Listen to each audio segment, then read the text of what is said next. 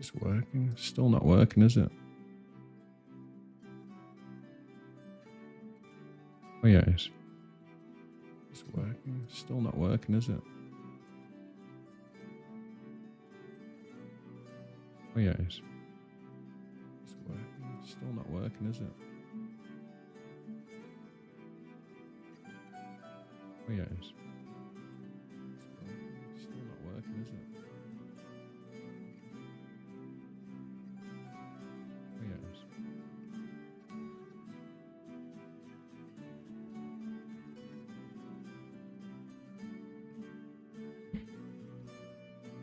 is.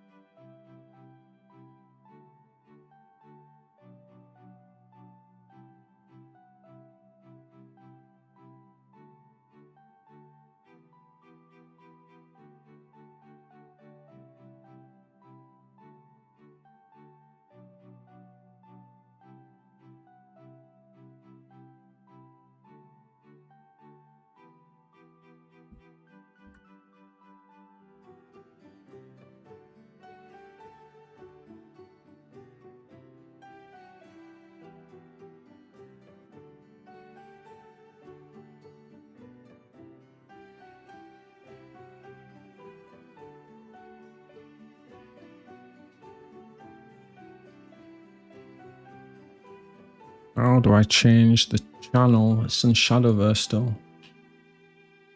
Ugh.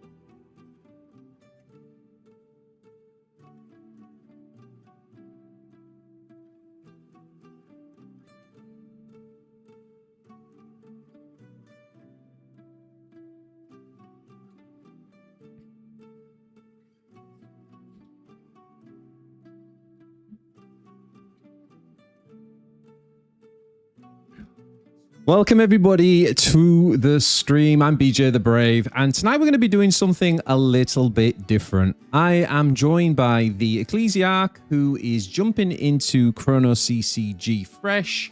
My job, as someone who has played a little bit in Alpha, is simple. By the end of this stream, he should understand how the game actually works. Okay, so it's a first look for Ecclesiarch to see whether Chrono has the depth to hook serious card gamers. So if you're new to Chrono or curious about the game, or maybe you're coming from Warhammer, Runeterra, maybe some of the games that I've streamed, such as Shadowverse or 40k Warforge, or any other card game, and you're just wondering, is this game worth learning? Is this stream for you? Well, we're going to take it completely from the ground up. We're going to look at how the game works, what the cards do, how turns flow, and I'm going to really coach Ecclesiarch through through some of the first games, so hopefully it should be easy for you to follow along. So Ecclesiarch, welcome to the stream. No pressure, my friend, no pressure. Hey BJ, how you doing? First of all, thank you for having me. It's been a while since we've done something together, and I think it's really exciting. And on top of that, I am pretty interested in this game because ever since, you know, the dreaded death of the card games I was playing, I've been looking for something interesting to kind of pick up, and I have to say this one has my attention. So yeah. The death of Warforge. Welcome guys, Crazy, Zwoxis, there's a few familiar names already in the chat. We are on Twitch and we are on YouTube, so follow along on whichever channel you prefer. Can I just check, somebody let me know in chat if everything's okay in terms of the volume and you can kind of see everything okay. Give me a thumbs up. And that would be fantastic. Yeah, it's absolutely amazing. Just for those who don't know, the Ecclesiarch and I ran a podcast for the card game Warforged together, and we did a lot of content there, and the game died a few months ago. So we've both been looking for something that is familiar that can replace it, and I've had my eyes on Chrono for a long time.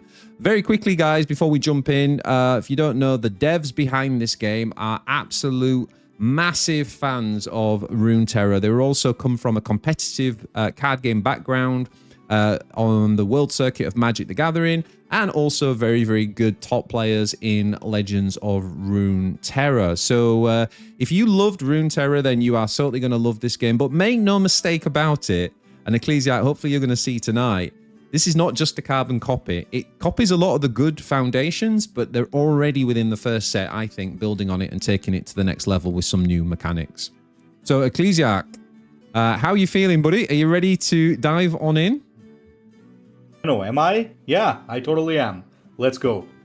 Awesome. Right. Thank you very much, Exxon, for letting me know that everything seems good. We have got the chat up, so people just let me know if anything goes off, and I'll stop worrying about the tech now, and we'll just focus on the game. So like I say, we're on Twitch, we're on YouTube. Join where you like, and yeah, let's go. Right. That said, do we want to put this on here? So you can see the chats. Let's just put that here for now. I might move that, but we'll see how it looks when we get in game. Okay, so Ecclesiarch, what we are going to do is we're going to dive into a game in a minute, and we're going to walk through the basics. I'll play like the first game, but I'll walk you through and I'll ask you to make decisions and stuff as we go, but I'll explain the mechanics, and then in the second game you can basically instruct me and we can kind of reverse the coaching a little bit, okay? So this is the home screen. What we're going to do is we're going to play this deck that I've developed here. Shout out to Akon, who is a long-term player in the alpha, and this, I believe, was his list from some time ago. It's not the best deck in the game at all, but it's a very good beginner deck because this game does have some pretty complex, which I think is a good thing, some much more complex kind of decks and synergies. This one is a little bit more straightforward. Okay, so what we'll do is we'll take a little look at the deck, and then we'll jump into a game. So the first sounds good to me. the first thing to note when we build a deck is we have 40 cards, and you'll see up here that there are 6 syndicates. If you've seen my recent YouTube video, I did a thing on which syndicate for you, so definitely go and check that one out. And the good thing about this game is you can actually combo any 2 of these, right? So you could have a pure, this green one's called Lifeblood, we could have a pure Lifeblood, or we could kind of mix any 2, all right? This deck, as you can see, is primarily Lifeblood. There's mainly green cards, but you can see that there's some a splattering of Splinter Gleam, which is the red faction, okay? And this deck is kind of like a tempo board building type of deck, right? So it's kind of straightforward and familiar style to other games. Now, what is really important to understand about this game is that unlike, there are 2 families of card games, I think. Forget Gwent, because Gwent was an Enigma. Beautiful game, but Enigma. There's the kind of Hearthstone family. So if you're Hearthstone, you're thinking about things like Warpforge, Shadowverse, the Elder Scrolls Legends. And those games are all about, you know, it's your turn, then it's my turn. It's your turn, then it's my turn. And when it's your turn, I can't really interact, right? You just get to do all your things and attack, and then it comes over to me. The other family of card games are like the Magic the Gathering family, which you've now got Legends of Runeterra, and now you've got Chrono CCG and other examples. And these games work a bit differently because what happens is each turn where the energy crystals go up, just like they do in the Hearthstone family, what happens is you think of it more like round 1, then round 2, then round 3, then round 4. And in each round, we both get to play, right? It's like I've got the baton, I can cast an action or put an agent down the board, and then I give you the baton. Now you can do something, and you can play an agent, or you can play an action, and then the baton comes back to me. And we keep passing the baton back and forth in round 1 until both of us don't play anything, and we just pass. If I pass and then it comes to you and you don't play anything and you pass, that's the end of round 1, and it goes on to round 2. Does that make sense? Absolutely. So the only difference is in each round is one of us has the attack token, right? So in round 1, you might get the attack token, and that means that you can actually try and attack my face, my core as it's called in this game, and try to reduce my damage from down to 0.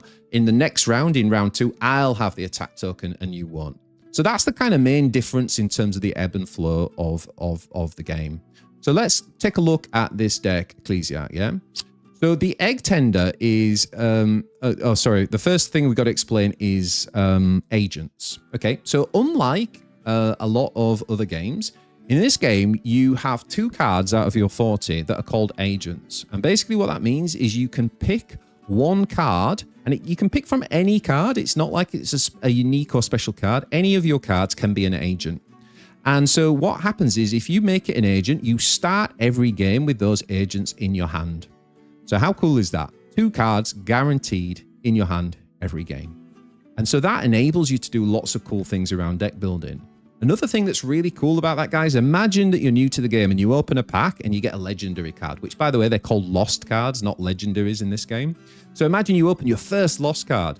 In most other games, like, you need the set of 3, right? You're not going to play without the full set of 3. Whereas in this game, you can go, oh, I can just make that my diver, and I get to actually play it every single game. I can build a deck around it immediately. I don't have to wait to own all 3 copies. So, yeah, what do you think to that? That actually sounds pretty interesting. So what you're telling me is that even if you have only 1 copy of a legendary, you could technically build a deck around it, so you don't have to, like, senselessly grind before you actually can play something valid, right? Exactly. So it's great for, like, new players in that sense, right? Because you can just get straight into some gaming. Where are we? Yeah, cool. Sorry, 2 seconds, dude. 2 seconds. Here we go. FaceTide Live. Romeo, welcome, buddy.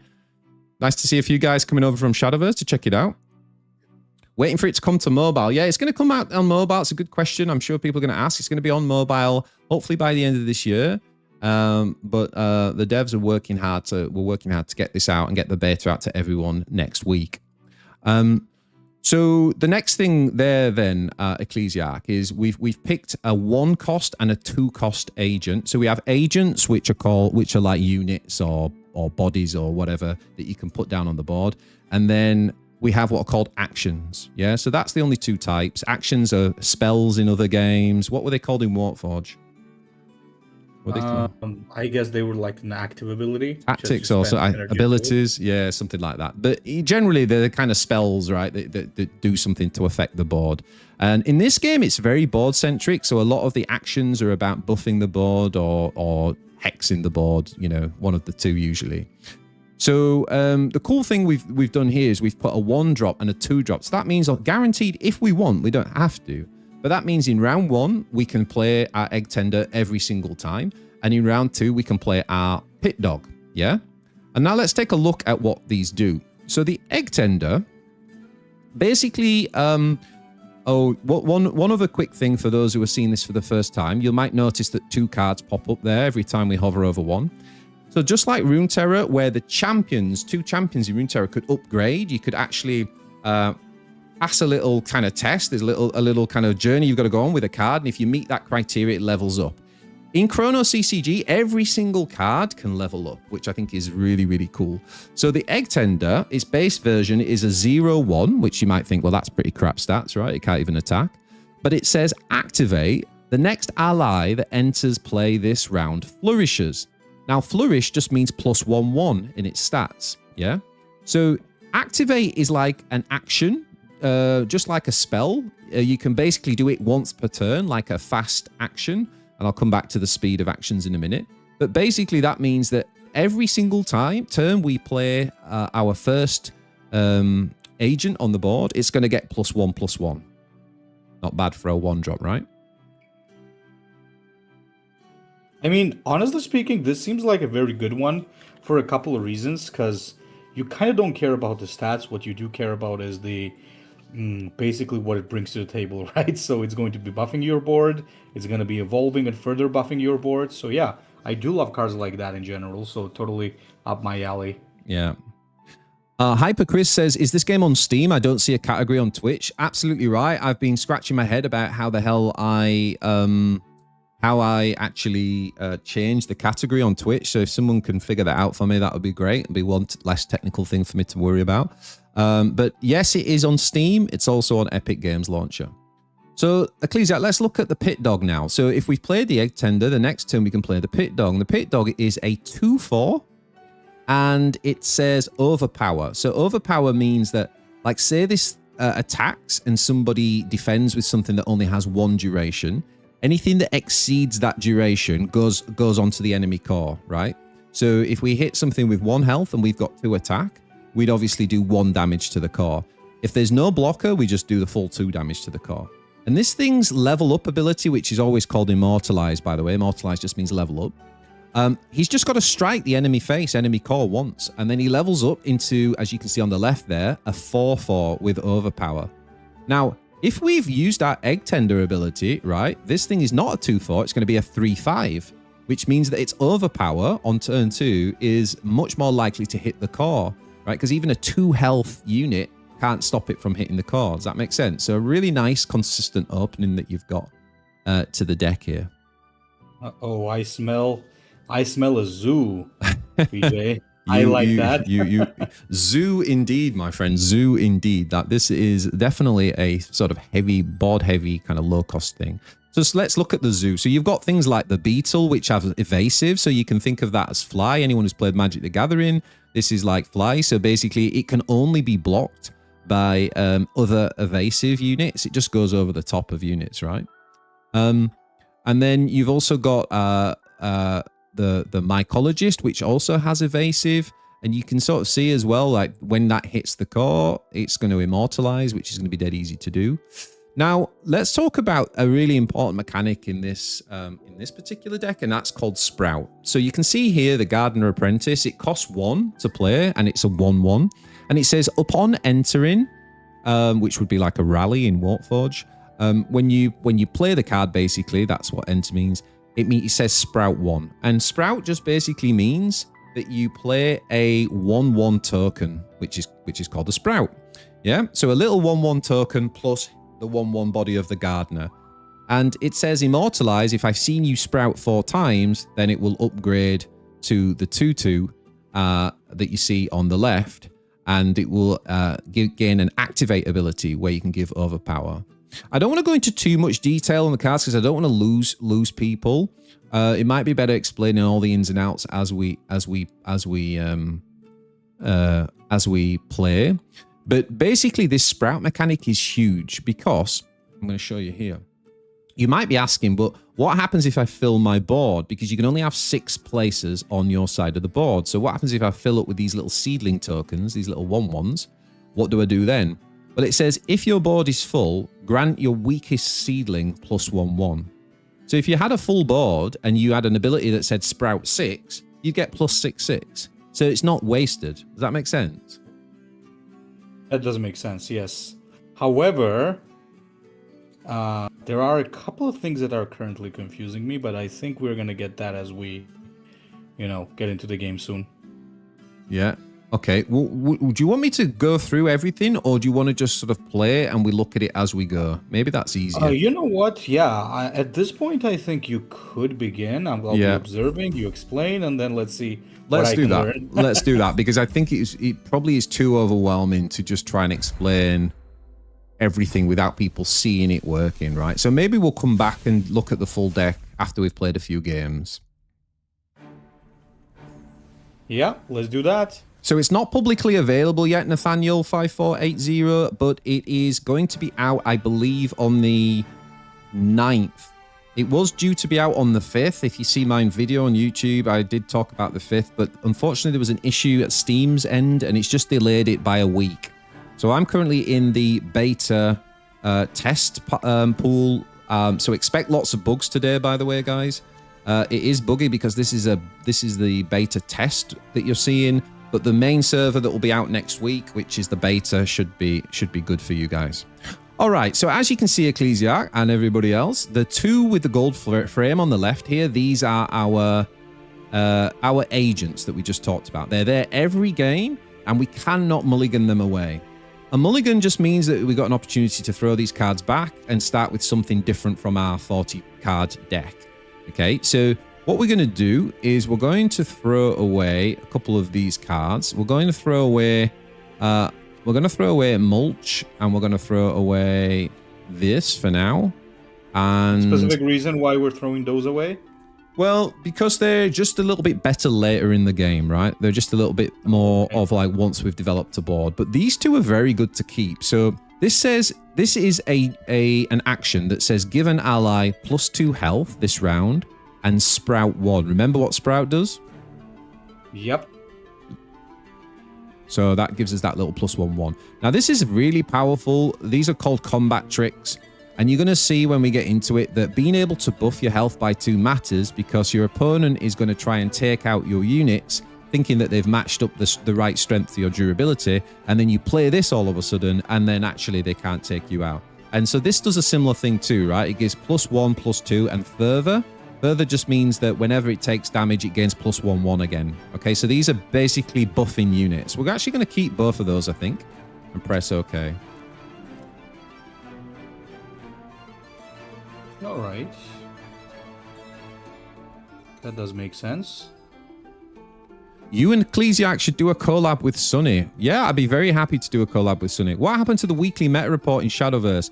Yeah, John, that is something I do honestly intend to get back to. I've been taking a little break from it, and I am going to focus on Chrono in the next few weeks, but I do intend to get back to the meta report, buddy, so look out for that. Okay, so as you can see, it's turn 1, right? And we've got a few options here. We have got the attack token, like I explained earlier, Ecclesiarch, because it says here in the bottom left, your turn to attack. And the orange light here across the middle says that it's our turn to attack in round 1, okay? Now, we don't actually have anything that we really want to attack with, so we could just pass here. Now, the reason for doing that is that we're worried about him having removal. And actually, these two syndicates do actually come with removal. So we have got a couple of choices here. We could actually just choose to pass, but I'm kind of do we want to do that? I think I do, actually. So we're going to just pass. Now, because we pass, it goes over to him, and he can either play a 1-drop, and we can see that he's got a 1-drop because we can see his agents. You can always see your opponent's agents by hovering over. So he might play the 1-drop, which he does do. And that does make our 1-drop now safe to play. So do you see that interaction? Like, by passing, if we just played our 1-drop, he might have had a spell for 1 that could have killed it. But because we passed, he's now played his 1-drop, so now we know it's safe to play our 1-drop, right? Because he doesn't have any energy left. Doesn't have an energy. Exactly. Okay. So passing the baton is a massive part of the strategy of this game, right? So what we're going to do is we're going to pass. Now remember, Egg-Tender's ability is activate. So you have to press this little yellow arrow, and just like a spell, it'll say the next ally that enters play this round flourishes. Remember, that's +1/+1. But obviously we don't have any energy crystals left to play anything else this round. So we're just going to end the round. Okay? No point attacking because we've only got 0 cost.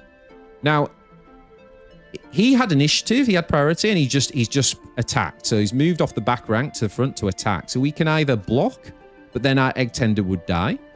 Or we can skip block and let him do 2 damage to our face. This is our face, 21. We've got 21 health. And this is his face, his core. It's called the core in this game. He's got 21 health. So we're going to skip the block, all right? We're going to take that 2 damage, yeah? Now, the next thing we're going to do is we're going to actually activate Egg Tender's ability now, right? Because we want to get that flourish every turn if we can.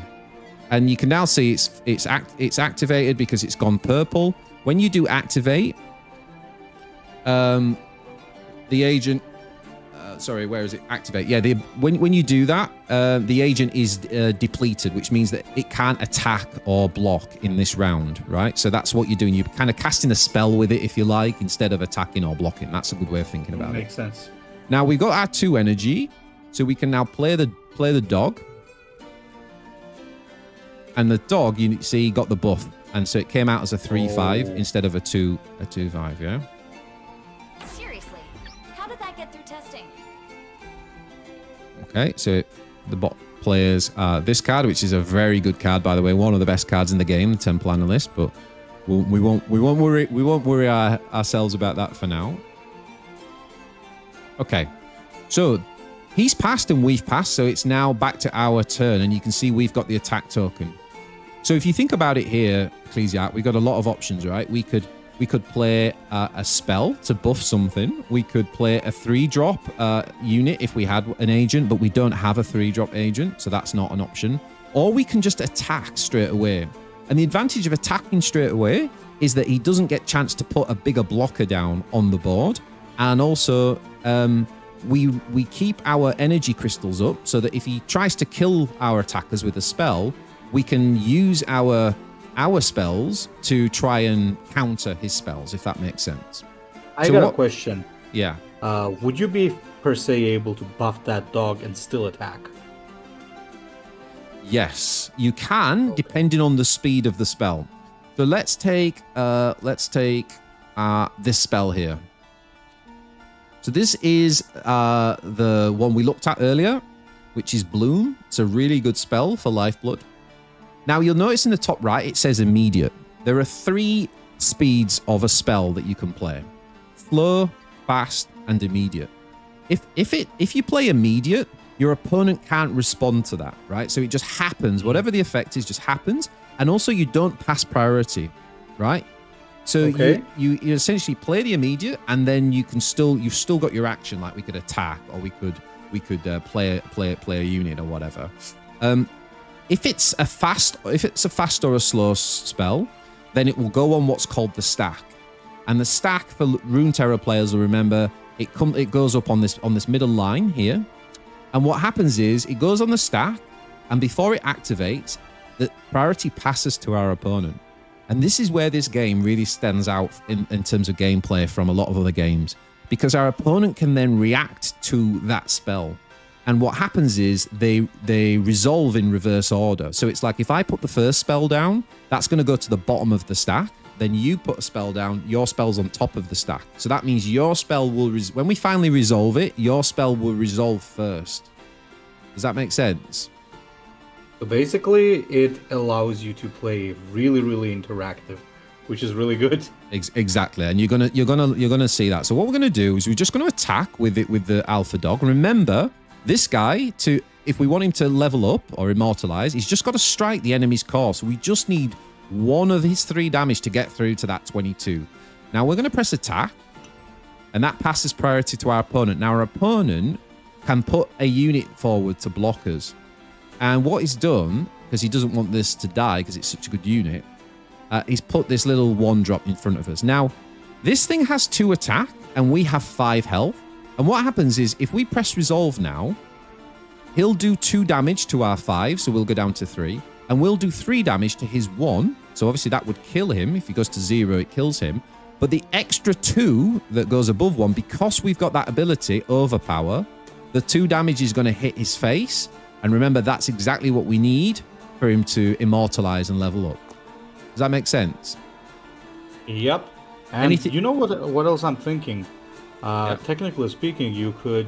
Now I'm guessing you could put the fervor on that dog, and it will get even bigger, right? The second one, right? That one, the Iron Blood X-Slayer. Yes, you absolutely could. But the only reason why I wouldn't do that, right, is that you kind of want to save your tricks for when you need to. So that would be a very greedy way of using it, and you absolutely could do it. But you really want to save this for, like, say this guy had 5 attack, and you're thinking, shit, it's going to kill my dog, right? That's when you want to play that, because it gives you +2 health, so you go up to 7, so you save your unit. You see what I mean? I do see what you mean. So essentially, you either go greedy and go full face, or you leave something to react to whatever they might do. Exactamundo. You got it, buddy. You got it. So what we're going to do is we're going to resolve. Now I'm going to show you something that's really cool. Now, Runeterra players, you're gonna love this, and you're gonna remember this. But all other card gamers, you're gonna wish you had this in your game. Now check this out. What we can do before we commit to resolving Ecclesiarch is we can hover over the portal, and you see what happens. It's actually showing us what's going to happen, like how it's showing us how the board's going to play out. Oh. And it's showing us that if we press resolve now, that we're going to do 2 damage to his face, we're going to kill the unit, and our dog's going to be fine, but it's going to be a 5-3. So we can go, am I happy with that? Now, if we're not, then we don't have to press resolve, and we can change our tactic. So it's almost like you've got built-in kind of feedback and coaching before you commit to it. How cool is that? I think that is like really, really serious quality of life. It's amazing. It's amazing. It was one of the things that like really made Runeterra stand out when when it first came into being. So yeah, it's very cool. Right. So okay. So what we're gonna do is we're gonna press resolve. Yeah. Yep. Boom. So there we go. It overkills, and then it levels up. Now, here's the cool thing. When you immortalize a card, all your other copies in your deck are automatically immortalized. So you don't have to level every individual card up. So if we had 3 copies of this in the deck, the other 2 copies would now be immortalized.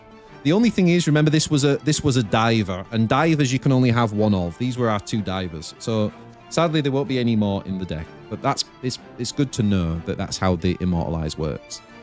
Now, here's the cool thing, right? We have 3 energy, and if we pass, you might think, oh, that's a shame. We like in Warforged, you think you've lost 3 energy. In Shadowverse, you're like, that's 3 energy you haven't spent. But if you look at these 3 dots here, this is what's called like reserve energy. And this is another thing that really separates Chrono and Runeterra out from other games, is that you get this kind of spillover of reserve energy. And as I said in my intro guide on YouTube, basically you want to try to keep your reserve energy full, because that means that you can then play units and then you've actually got energy to cast these tricks with. It's important to know, though, you can only spend the reserve energy on actions. You can't spend them to play an agent. Does that make sense? Yep, it does. All right, so what we're going to do is we're just going to pass here.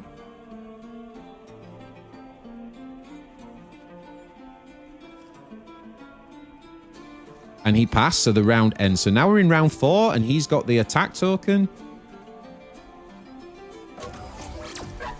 So he decides, rather than going straight for the attack, to deploy an agent. But you see how by playing an agent, it passes the thing back to us, right?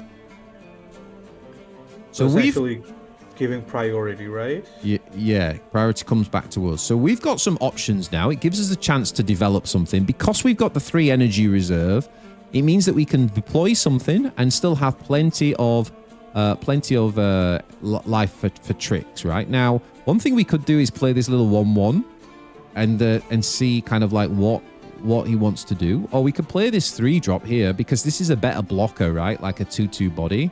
And it says enter summon a wolf.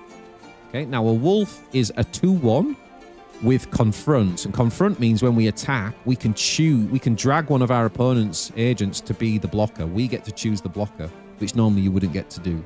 Normally you would just put your things forward to attack and they get to choose what blocks it. All right, but if you got confront, you get to choose. So I think that looks pretty good. So should we just drop this? Okay, there's the wolf. And now priority goes back to him. Now, what is he doing? He's casting another agent, which is a 2/1. Now, notice what that just did is it just changed the timeline. Now, we haven't talked about timelines at the minute. And the timeline is this big, colorful energy that goes across the middle of the board. There are 6 timelines. No, they're not. 8 timelines in the game, I think. The timeline affects kind of like the board. So you can see here that this is called the 1 true timeline. And it just says at round start, heal all agents and cores by 1. So our cores will go up 1. And anything that's wounded, like the dogs on 3, that would go back up to 4. Make sense? Question. So if your core is at the health that it started the game with, does it still go up when it heals? Yeah, Like, you can does it go. go over to max HP? Your core can go up to a max of 50.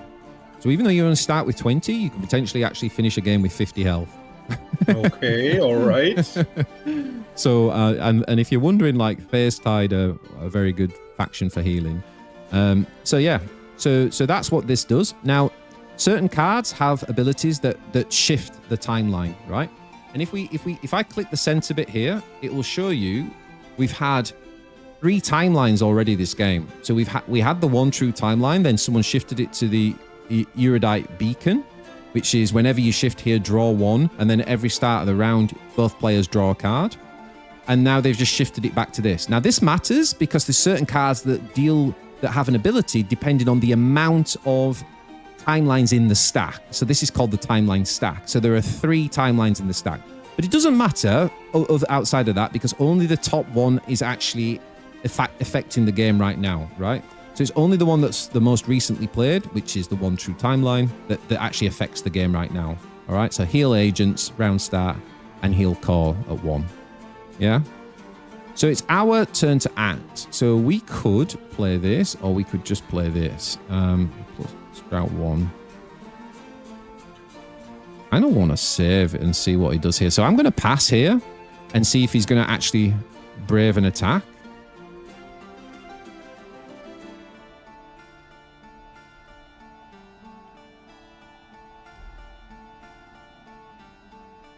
Nope. Yo, squirrels. Hey, Long Tim. Welcome, guys. All the old Warforgers are here. Yeah, that's right, Romeo. You can overheal up to a max of 50. That's true. So did he just, what did he do? Did he just develop again? Yeah, we're going to pass. Yeah, he did not attack. Okay, so we're going to pass again, I think. We're going to pass again. And we're waiting for him to attack. So here it comes. So here comes the big attack, right? Now, here's the thing. The Temple Analyst, we really don't want to block her because she has got Blitz. Blitz basically means that she gets to strike first. So remember I said that, like, if we do this, we both attack each other at the same time. If you've got Blitz, you actually get to attack first. So obviously, she would kill the 2/2 and the 2/2 wouldn't get a chance to hit anything back. The other thing that she does, so Runeterra fans, remember Ari? She's basically Ari. So what she will do after she's attacked is she'll jump, she'll swap places with the guy to her right, and she'll attack again. So she could basically attack the first 2 things that we line up here. Now, when she levels up, she'll attack down that whole row. And when she does that, when she swaps place with them, she puts them back in the deck, back in the hand, and she makes them cost less. So she's a massive wink on. But here's the thing: before she hasn't leveled up, she can only swap places with 1 for now. So what we could do I also messed up because I didn't use the egg tender to flourish. But I've got a plan for that in a minute. So what we're going to do is we're going to play... let's play this here. And I'll show you why in a second.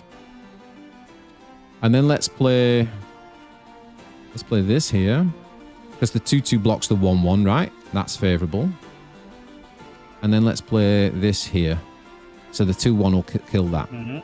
Okay, and we'll let that 2-1 through. Now, this is cool because if we hover over in and see what happens, we'll actually kill all these units except for one. Oh yeah, you're cleaning the board there. And the reason for that is that when Temple Analyst, her name is actually Kayla when she levels up. But what Kayla does is she's going to hit 2 damage to face, then she's going to switch places with this guy. And so she's actually facing off against a 5-3. So even though she hits us first, she will do the 2 damage. She won't kill us. We'll be down on 1 health. And because of that, we'll then get to hit back. And because we've got 5 attack, she will die. Yeah? So that's why this is showing that she dies if this sticks like this. So we're just gonna block, right? We're happy with that outcome, yeah? So we're gonna press block. And because they don't have any energy left, and this is like a huge part of the tactics of this game, because they've spent all their energy, we know that there's nothing they can do to counter. Whereas if they had 3 energy, she might have something like our bloom trick or our elixir trick, and that's how she could end up killing this. But because she spent all her energy, very dangerous to attack with no energy left, because your opponent can just match up and make it favorable for them, right? So we're just going to block. And we're going to resolve that. Is this making sense? Just feel free to ask if anything is not making sense. No, everything is making sense for now. And let me know in chat, like if I'm over-explaining or if you got any questions, just pop in chat. We're on YouTube and we're on Twitch, guys, so you can watch wherever you like. Everybody is welcome. Right, so what we're going to do now, dude, because we survived their attack, which is always good, we can breathe. We're going to use, remember Egg Tender's Flourish ability? We can do this every turn. So we're going to activate it now. And the next unit we play will gain +1/1. So we're going to play this little 1/1 cost unit here. She's a 1/1, but now she becomes a 2/2, yeah? And she's got evasive. So when she attacks, our opponent can't block her unless they've also got evasive. So she's a flyer. She flies above them, basically. Make sense? I want to ask you about the wolf thing. Isn't that supposed to evolve if there's no more wolf? I mean the guy on the right. You're thinking of a different card. It's a 2-cost card. That's a different one. Oh, wait a minute. Round end. I don't see an allied wolf in play when I am also like, yeah, no, she shifts it to abundant growth. Yeah, but there is a wolf. Is that a wolf? No, really. No, it's not. No, you're right. Sorry. So let's see if that happens. Yeah. Someone just followed, but I can't. I didn't see who that was. Sorry. Just look here.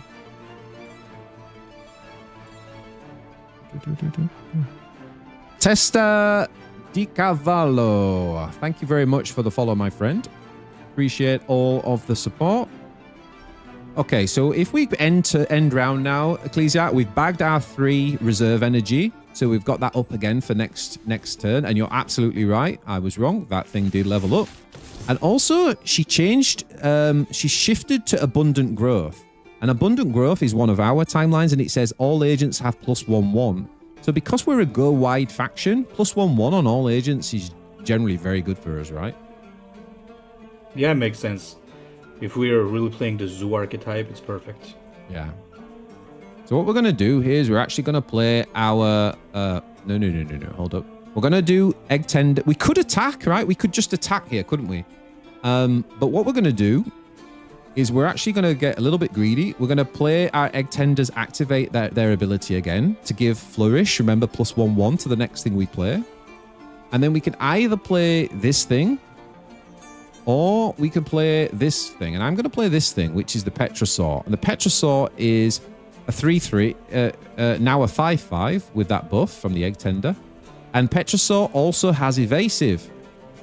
And if she strikes the enemy core, levels up. And so remember, the evasive means that it can only be blocked by other evasive units, and this is not evasive. But what he's doing is he's casting a spell on it, which does 4 damage. So we can hover, and we can see that that would put this thing down to 1. So I'm okay with that, to be honest. We don't die. Notice I'm not panicking. I'm not using spells unless I'm going to lose a unit, yeah? So he's done that, but we're still in good shape. We're still alive. We can still attack. So now I'm actually going to go ahead and attack. So I'm going to hit with this, hit with this, hit with this, and I'm going to do the wolf last. Right. So here we go. So we lock that in. What's he going to block? He's not going to block. Wow. Uh-oh. So everything's evolving because a lot of the things here are like hit the core and they evolve. They immortalize. So this thing's now got further. So whenever it takes survives damage, it's just going to keep getting +1. And remember, it's a flyer, so that's a problem for him. We're in really good shape. And this thing now, whenever it strikes, it's going to sprout 1. Can you remember what sprout 1 does? Remind me? So it'll put a little 1/1 token out. Oh yeah, it's one of some these. of those seeds. Yeah. I mean, we've got 5 units down, so we can only get 1 more space down on the board, and then Sprout will start to give the smallest unit +1/1. I think it could be a good time for you to play that 4 cost that gives buff to everything. Not everything, 1 unit based on how many allies you have.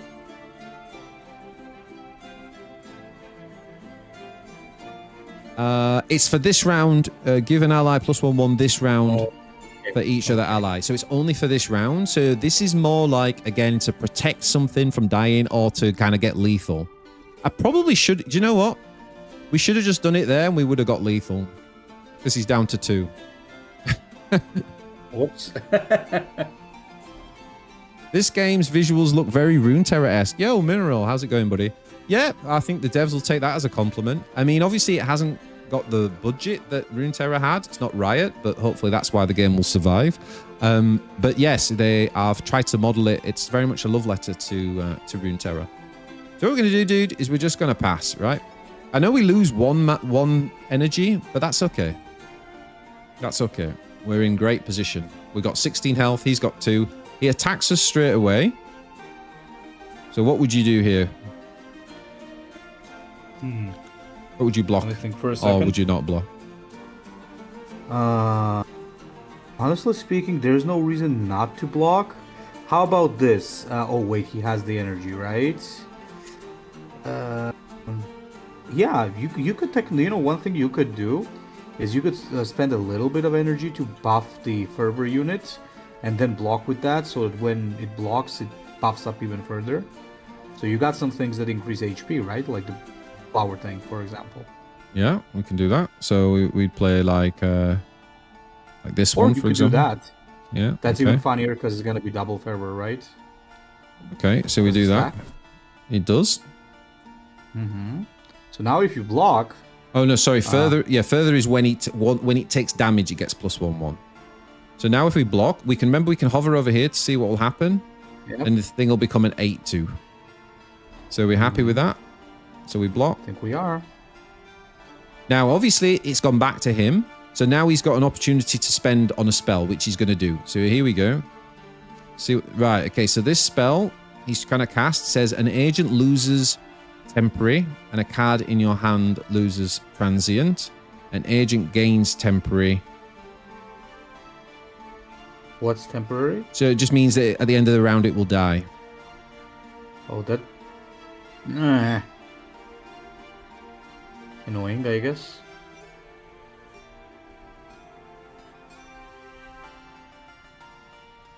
Is there anything we can do about that? Probably not, right?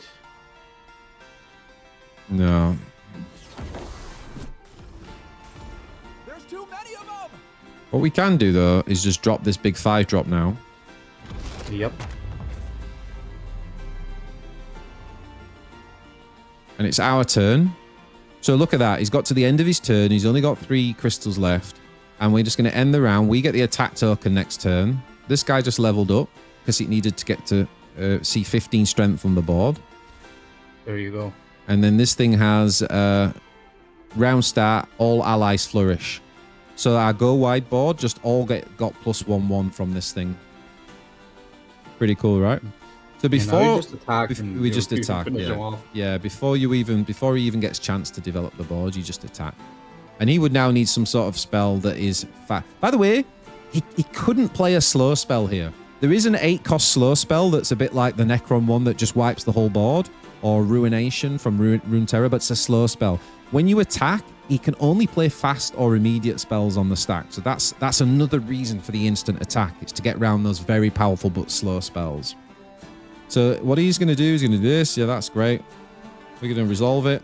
And here we go. GG. GG, my friend. GG. Kaboom. Congratulations. You just won your first game of Chrono CCG.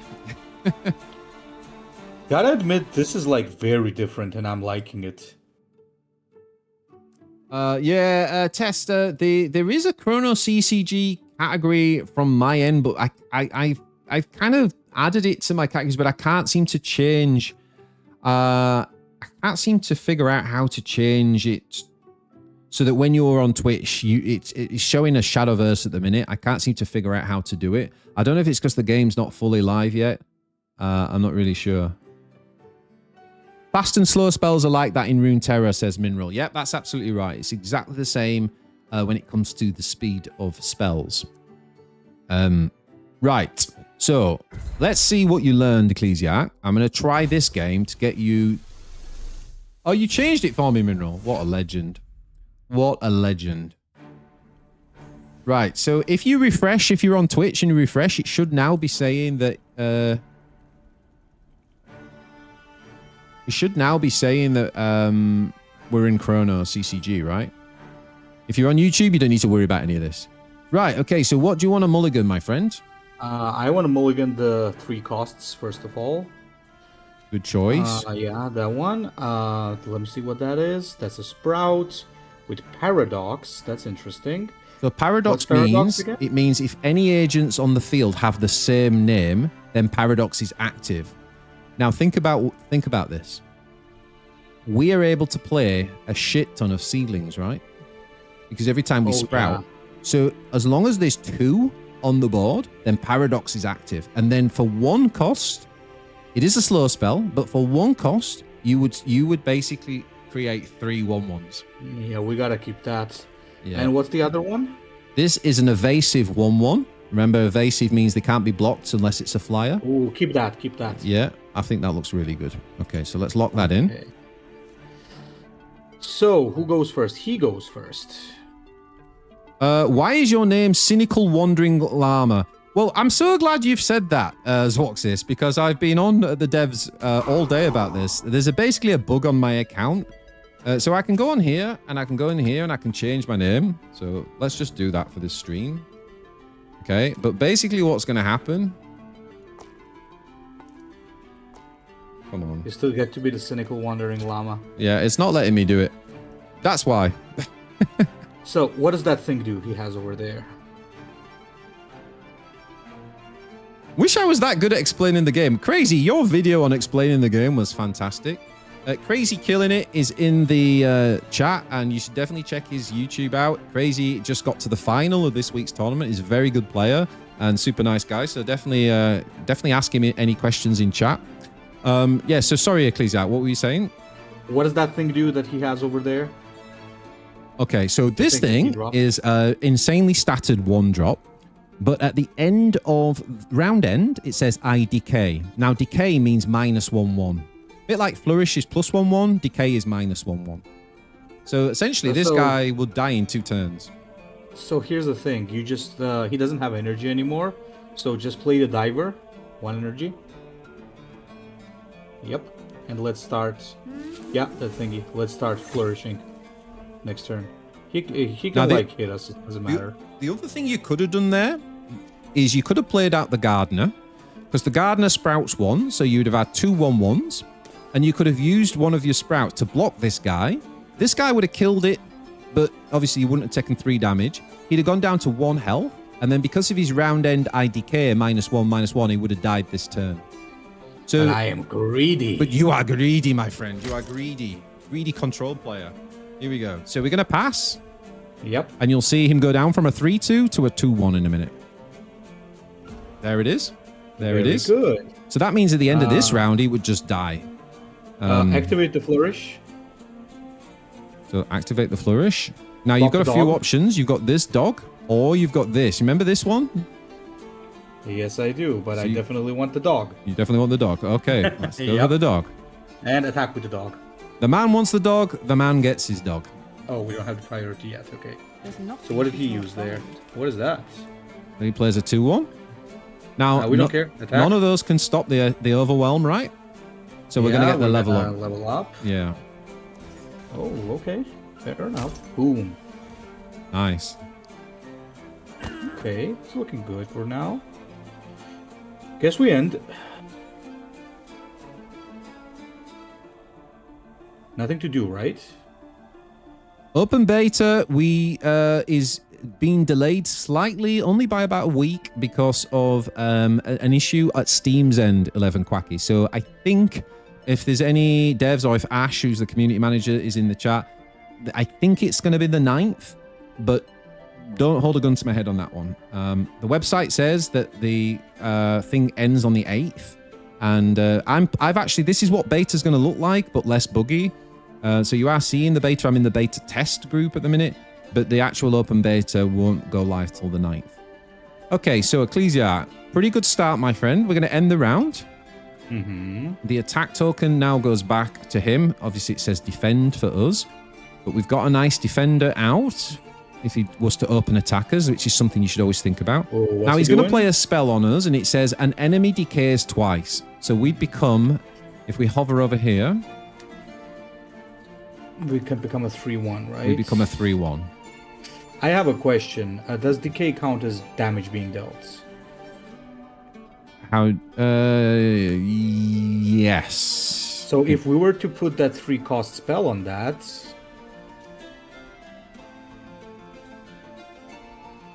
would that do the thing? Would it trigger further? Interesting. I actually don't know, if I'm honest. Grant this ally -1/-1. So what is Crazy? the Do you know? then? Do you know the answer to that, Crazy? Any alpha testers in chat? I know Crazy's in chat. Interesting to see what the interaction is, but we don't want to waste that, because if it doesn't work, that means we're kind of wasting it. So we could sprout with the gardener, I guess. I think for now, like that is an interesting interaction, and I'm actually not sure how that works. But the thing is, for me, is like I would say, do we want to waste all 3 of our energy this turn when the thing's not going to die? I don't think we want to do anything. Yeah, just resolve it. I think you resolve it, but it is an interesting interaction. I do kind of want to know the answer to it. You know what we could do? We could just play 1 sprout. Actually, activate the flourish. So Ryu, the game is going to release on mobile, but it's going to be towards the end of this year. Maybe the gardener. Oh, actually, no, not the the gardener. Yeah, that's the good one. And block with the sprout, I guess. Nice. One of the good things about Sprout is a lot of the ways to trigger them are immediate speed. So your opponent can think you haven't got a blocker on the board, and then you play a spell that sprouts, and then you can put those out to block. It's a really good tactic, and because it's really hard for your opponent to calculate that's like a thing. Now, do you want to drop? Do you want to drop this guy? Not because really. We could drop the beetle, the thing that gets stronger as we flourish. Actually, the very left one. Yep. You know why? Because we're gonna flourish a lot. Okay. And maybe just pass. Keep that 1 extra energy. I would have been tempted to play this because remember it summons the wolf, so you would have had the 1/2 and the 2/1, and he would then then we'd refill because he has no energy left to kill it. But that's okay. That's okay. Like this is the good thing. There's lots of ways to do it, so that's cool. Ooh. So this thing can actually shift the timeline. You remember that we have 2 timelines. One is abundant growth, which gives everything +1/+1. And the other one is Deadly Fauna, which is all agents have overpower. A bit like this dog has, right? You know what we could do now? We could flourish, play the wolf. And we could do that afterwards, I guess, because, you know. Yeah, so everything. So flourish, play the wolf, this one. Mm-hmm. Okay, so we got the full 6 board now. Yeah, now we can just attack, I guess. Well, remember that it's now past priority, right? So by taking the turn to develop the board, it does pass the priority because we've just done an action. True. So what's he doing? So he's going to try to punish us with another. This spell decays twice, so that would kill the dog. But this is where now you can play your Iron Blood to counter that. You want to do it? Yeah, let's do that. Let's the other option you've got is you could play.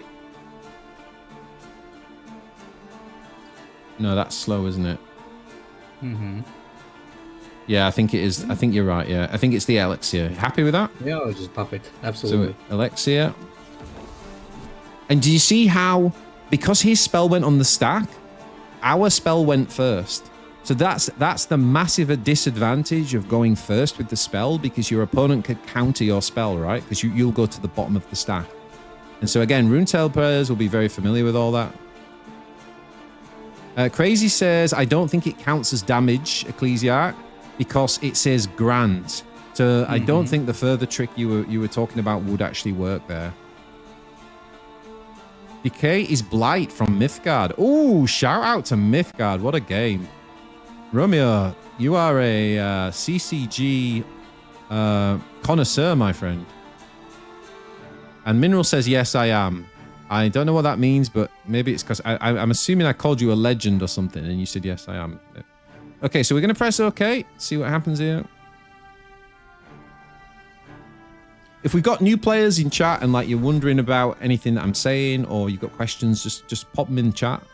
And now attack with everything, I guess, because it doesn't have anything to block with. Exactamundo.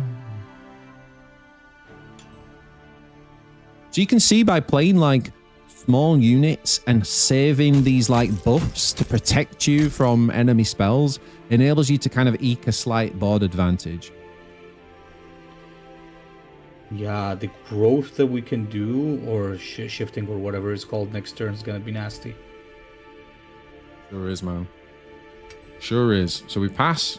We're both out of energy, so nothing's happening here. But he's on 9 life, and we're on 17. That's okay. it. So he's attacking. So we're going to block. What do you want to block with? The wolf. This one? Yep. And so if anyone's wondering why he's doing that when we could just kill it with a 2/2, the reason is that if this wolf dies, this guy immortalizes and it gets bigger and gains confront. So that's why he's doing that. So exactly. Kill it off. So at the round end, that will happen. And then also, this guy can play. We could play this guy now. Flourish first. Well remembered. Well remembered. I think now it's going to evolve. There you go. And the beetle is going to evolve after that. Very soon. Now, we don't actually have anything to defend here. Okay, so deal 1 to an agent and increase it by 1 for each ally that it has. That's gonna. So ouch. That's gonna hurt. Goodbye. Yeah. Oh no. Oh no. Now, what we could do, if you want, is we could play this guy, and that will take up the 6th slot. And then the one that says Sprout would actually just buff the weakest unit, which would be our 1/1 flyer, which could be pretty good. Let's do that.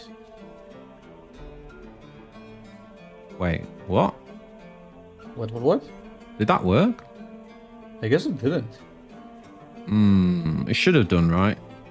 Yeah, that's it. That seems like a bug. Yeah, I played almost everything. Right, so we're gonna end there. This guy's gonna level up, so your tactic worked out. And now, by the way, have you noticed that our egg tender leveled up? To immortalize and level up, she said she had to have seen allies flourish 4 times. So she's now leveled up. So powered up, what Ara does is she says activate. The next ally that enters play flourishes. Well, that's what she's been doing all game. But it also says the first time each round that another ally flourishes, I flourish. So now she's going to get +1/1 as well as the thing that she gives +1/1. Pretty cool, right? Yep. I guess we just attack. Yeah, you could play this, but honestly, I would just attack. The only thing that you can really do, I think. you could, if you really wanted, though, you could play this because it's immediate. Let's just do it just in case. You never know. And shift to abundant growth. Mm-hmm. Oh, wait a minute. Choose an ally. Oh, yeah, that's fine. There you go. That kind of seals the deal.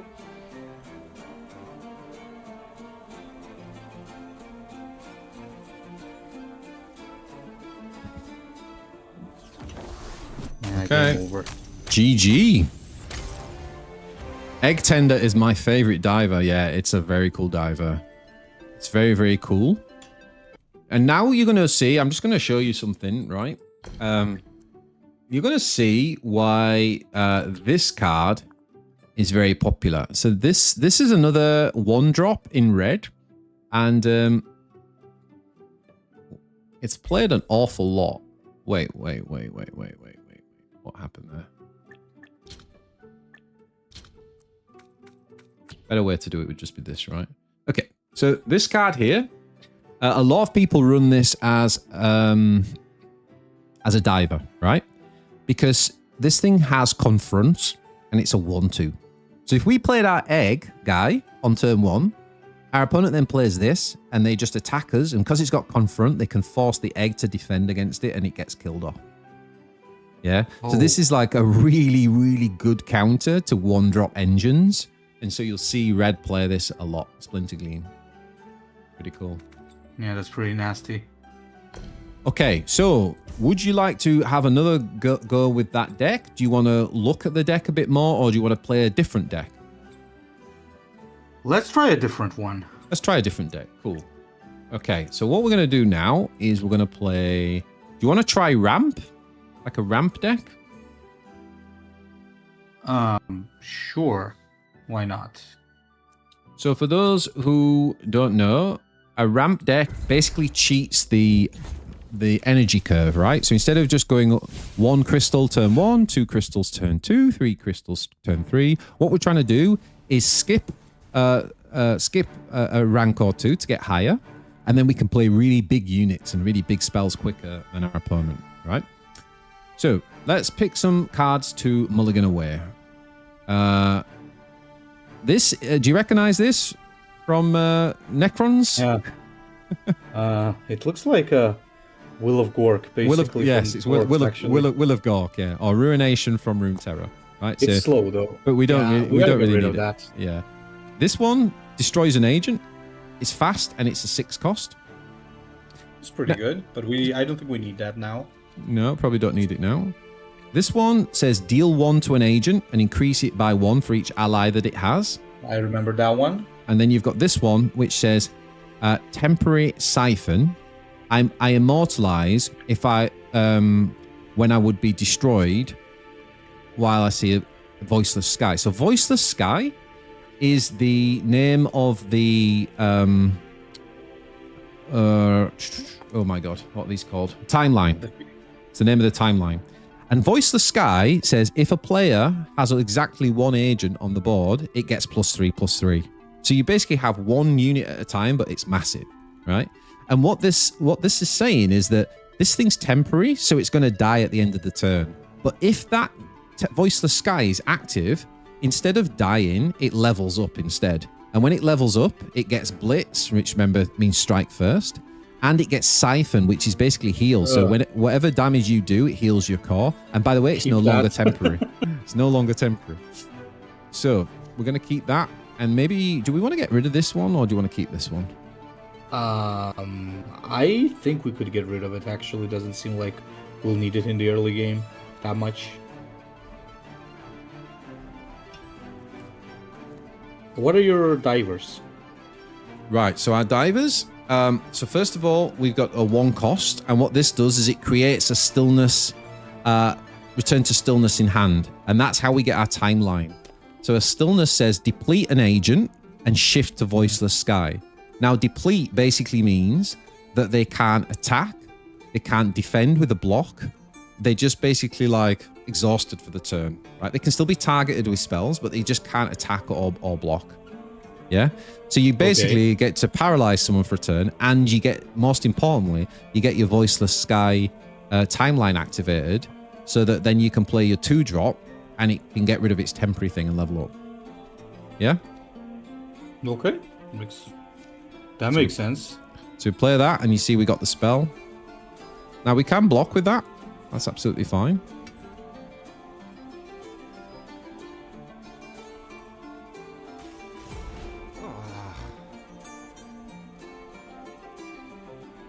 So we're going to pass. Now, also bear in mind, we just gained this, and this says gain an empty energy crystal. So this is one of our ramp cards. Yeah.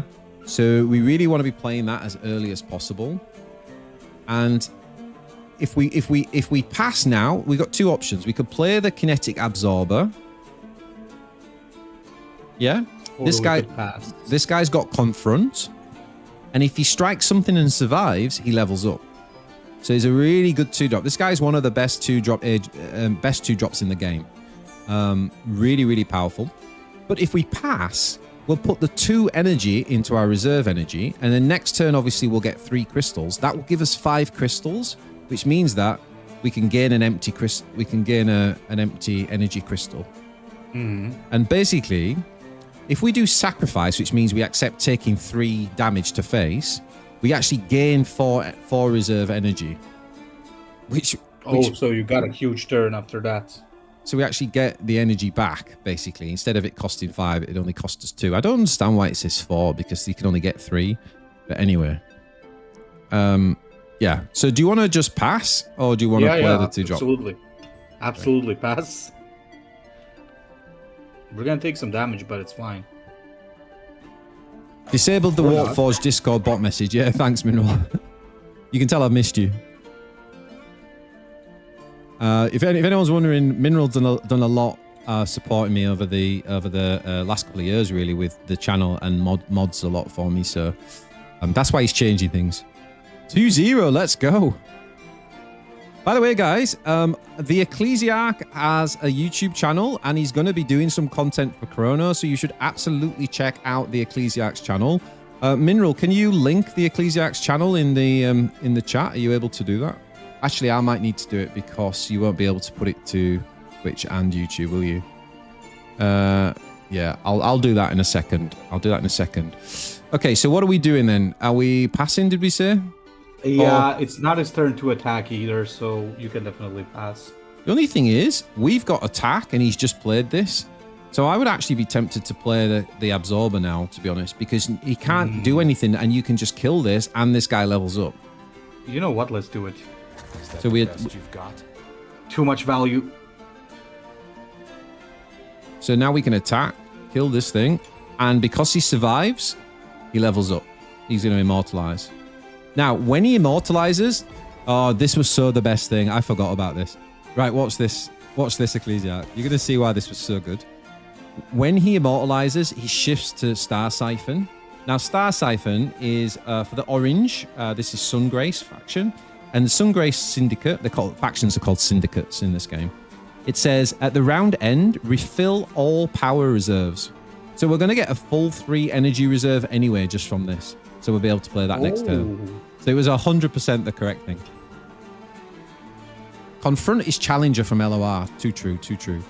Do daily quests only work against other players, or does it progress against bots? It only works against other players. Deplete equals stun in terms of Lord of the Rings, LOR. Lord of the Rings, I love it. Legend of Runeterra, yeah. Can I try the game? Well, you definitely can on the 9th, Quasi. It's going to be out for beta, free to play. And it's going to be very free to play friendly. I'm going to do a video on monetization on my YouTube as well, so I can give you some guidance on that.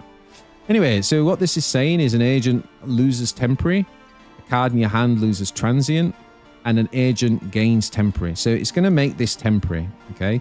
So I think there's not really anything we can do about that. We're just going to... Yeah, you can just ramp later, because he has no energy left. So we're gonna do this now and gain the empty crystal, yeah? You good with that? Yeah, absolutely. Do you want to sacrifice the 3 health? Yeah. For sure. Okay, so that's why it's reserve 4 then, because it actually does give us a full. It gives us the 3 back and 1, so it only actually cost us 1 crystal to do. I think. And then should we shift the timeline? Or doesn't really make sense because this thing is gonna die anyway.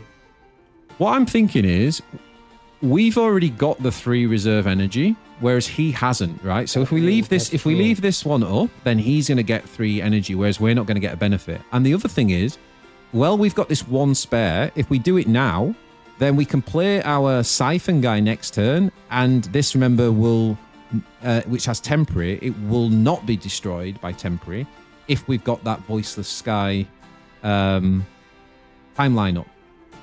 So I'm thinking maybe there's a chance to do this here. I think that's a good idea, actually. Hit it.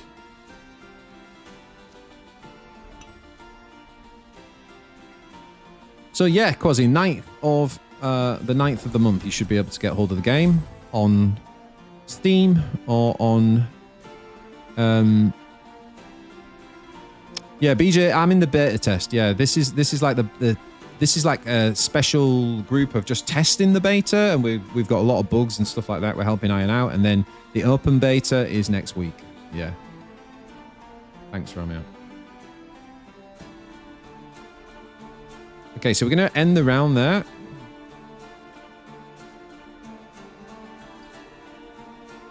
Okay, now we got 8 energy to play with. What is that 8 cost you got there? What is the 8? I'm just trying to find your YouTube channel, dude. Here we go. So, if you want to check out the Ecclesiarch, this is his YouTube channel, and he's going to be doing some Chrono content. So definitely go and get subbed so you don't miss that. All right, so the 8 cost is this ginormous dude called a Lightsteel Colossus, and he has got 14 health, 9 attack, and he immortalizes once we've got 10 energy crystals. And his ability's got Confront, so we get to choose the thing we're attacking. And he's got Delay, which is the opposite of Blitz. Remember, Blitz is always strike first. Delay is always strike last. So our opponent does hit us first. We don't hit at the same time. But because you've got 14 health, nothing's going to kill you, right? So you're going to get to hit back. Oh, boy. Now, you know what we can do, though, here, is we can drop this beauty, which is an amazing card. And basically, it gets bigger as the crystals get higher. It's got +1/1. And once it's got 10 strength, it actually levels up, and then it gets overpower as well. So this is a win con. It's a really good card. We don't want to drop that too early now, do we? No. So what you could do is drop your Nameless Spirit first. Mm-hmm. And then you still... Oh, no. Oh, no, sorry. Sorry, I messed that up. I thought we could play that and this. We can't. Okay, never mind. We'll do it next. We can do it next turn. We can do it next turn. Oh, yeah, I think you can now. No, because it costs 4, and you've only got 3 proper energy crystals. Remember, you can't play agents with the reserve. You can drop the dog, but then you lose the 3/3. We do. The other thing we could do is just kill that. I think that's a good idea to kill that. And then get the 6 damage in. But I don't know, man. Like, do it. You want to do it? You want to kill it? Yeah. All right. All right. Go full face, no mercy. When Colossal levels up, it's glorious. Oh, we're going to see something even better than Colossus leveling up, Romeo, hopefully in this game. But I don't want to spoil it for you. No, attack it. Nothing he can do. In case of a full board, can we override a unit with another unit? Great question, Thomas. And the answer is yes, you can. So if you had like a little 1/1 sprout, you could choose that to die and then put the new card over that. Yeah. Yeah, you're not board locked like you are in Shadowverse. Now okay, we are at 23. Yikes. Now this thing's leveled up because we had the timeline down. It would have been temporary, but instead we've now got this ginormous beast. She actually gave it to me. Now, he's just changed the timeline to Erudite Beacon. This thing says, when you shift here, draw a card. So we drew a card. But also it says, at the round start, players draw a card. Okay, so this time, should we play this first? So the hidden locus, basically, what this does is at round start, we gain an extra crystal.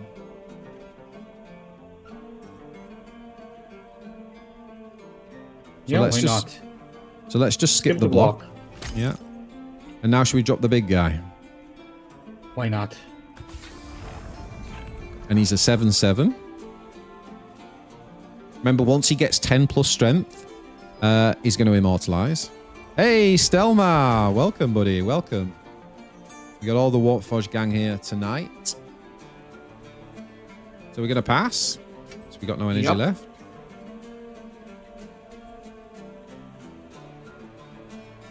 Oh, now you got a couple of choices here, right? We could just go because this thing's got blitz, and so if any of those two block, this will kill it because it strikes first and it's got heal, and this thing is a 9/9.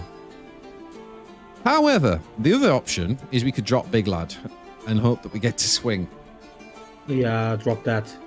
It is a bit greedy. Honestly, if this was like a competitive game, which it's not, I would just attack here 100%, because it means we but the thing is, we actually don't have any combat tricks to spend our 8 mana, so we'd be basically doing it as a bluff, like our opponent would think that we have, even though we haven't. But let's have fun. Let's have fun. Let's drop Big Lad. So Yeah, Big Lad is gonna level up next time. Big Lad comes down. Please don't auto kill it. Please don't rewind it. Yes, we're good. We're good. We're good. We're good. Okay, cool. Right, so what happens now is we just go attack with this, and attack with this. Oh boy. We want to kill this one. Do you know why you want that one? Why do you want that one and not that one? Have you figured that out? You mean like which one and not which one? Because we've got confront, right? So the big guy can drag one of these to block him and basically die. Yeah. Oh yeah, I know, because the right side one is close to getting his evolution. Exactly. These little orange things up the side, you can see he's got 3, whereas that one's only got 1. What this is showing you is that it needs to do something 6 times, and when you hover over the card, it says, I've seen you draw 6 cards. So that's why it's got 6 black dots, and the orange 3 show that it's halfway there, whereas that one's only got 1 there. So you're absolutely right. We're going to drag that one, put it there, and then we're going to lock in that attack.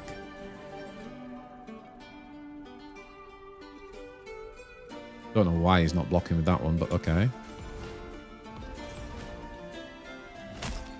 So he's down to 7.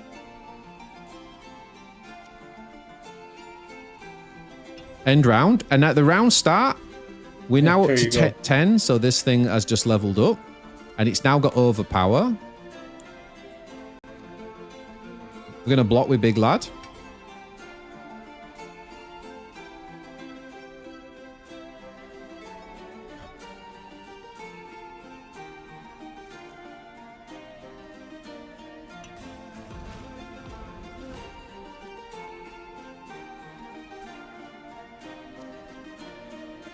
Play the dog.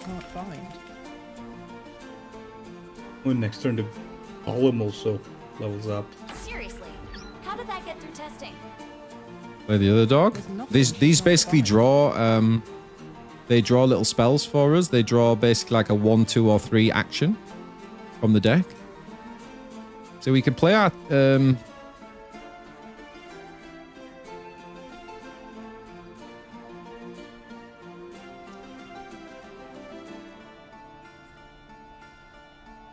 I don't think we care. No, we don't care. Let's just pass. Now the big guy just leveled up. And this leveled up. So remember, this was like a little 0/2 token to gain as an extra crystal. Once you've gained 10 crystals, it becomes a 5/5 with overpower. That's a hell of an upgrade. And what does the big golem do? And the big golem basically now says, if an enemy would confront an ally, they must confront me. So he becomes like the blocker, right? Like normally where an opponent has confront, they can choose what attacks them. And this guy's saying, no, if they've got confront, they have to get through me. Basically, you're not getting in if you don't come through me kind of thing. So he's like the ultimate defender. It's pretty cool. He also decreases the damage that the core and the allies take, so that's good. Yeah. So we basically just also get to 0. Yeah. So what you can do as well, like I'll just show you this because he's got confront, you can do things like put him on the end and drag her over there. So all these things attack first and win you the game. Oh, that's disgusting. Yeah. Confront is a very powerful ability.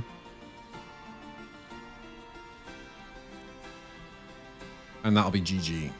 Now, I didn't get to show you the really disgusting thing. Now, imagine all these die. Imagine he's got a spell now that just says kill everything. Yeah. What we were going to do next turn is play this. This costs 11, and it says revive an ally. So we could pick the big guy. And it'll say grant it the combined stats and positive keywords of all other agents in both graveyards. So he would basically have he'd have like 35 attack and defense. If you want to see your opponent's graveyard, you click on here. And you can see what's in there. And if you want to see your graveyard, you click here. It is a little bit bugged right now. That's not actually showing the graveyards properly. That is a bug that's been reported. So yeah, I think we won that one. We won that one pretty hard. So what did you think to the ramp deck compared to the kind of green I like red it deck? more. I like it more. You like the ramp deck more? You want to do that one again? I mean, it's a control deck, so it's very fun. You want to do that one again and you pilot it, or you want to play try something different? Let's go with this. Okay.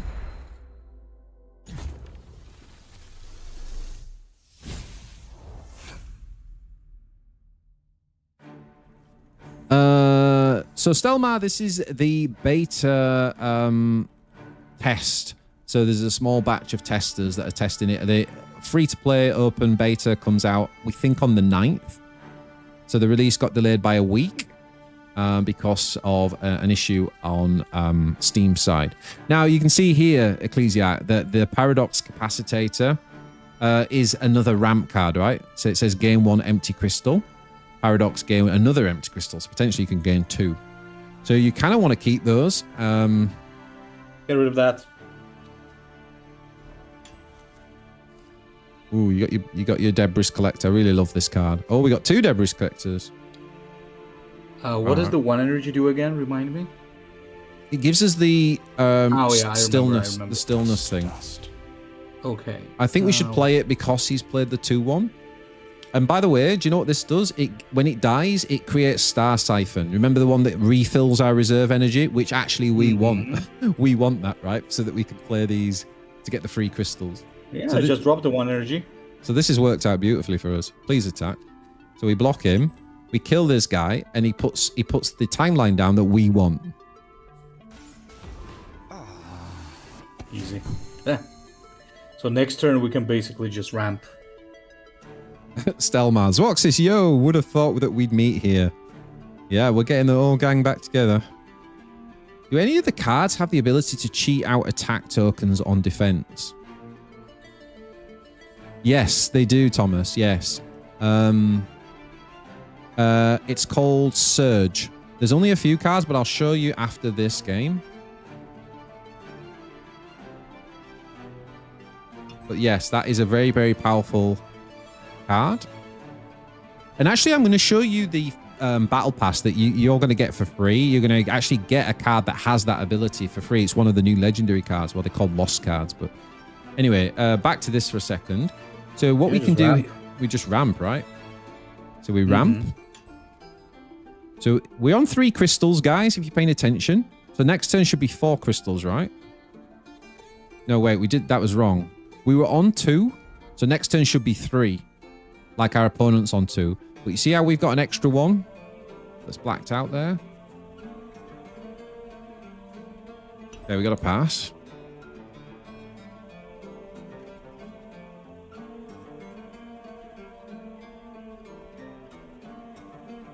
Why has he just done that? What an idiot. Silly bot. Silly bot. Oh, guess what we're gonna do?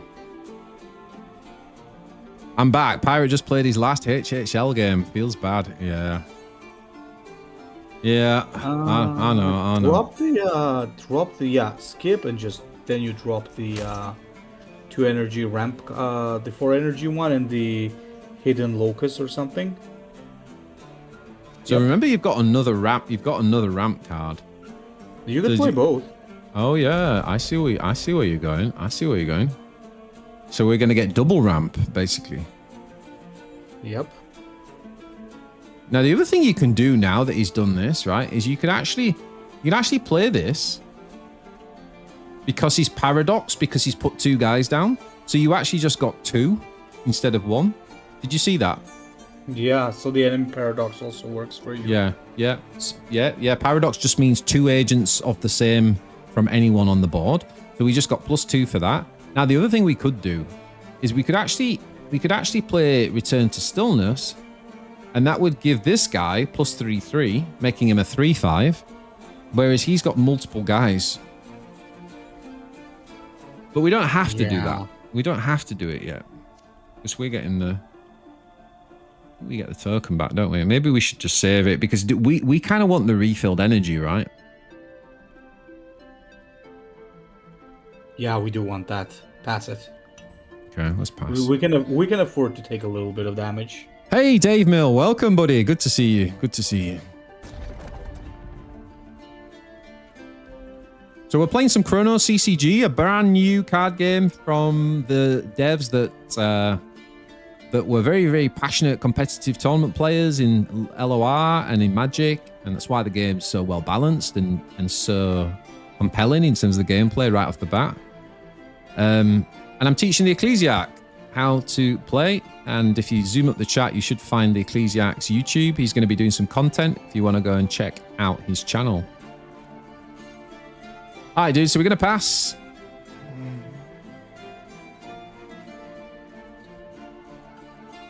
This is a fun deck, man. This is super fun. Right. Oh, we got the big spell. Okay, so a couple of choices here. We could just start by putting... We could actually play both the 4s, actually. That could be funny. Do we do that? Yeah, why not? Drop both. You can only do one at a time, but still. We're attacking, so it doesn't matter.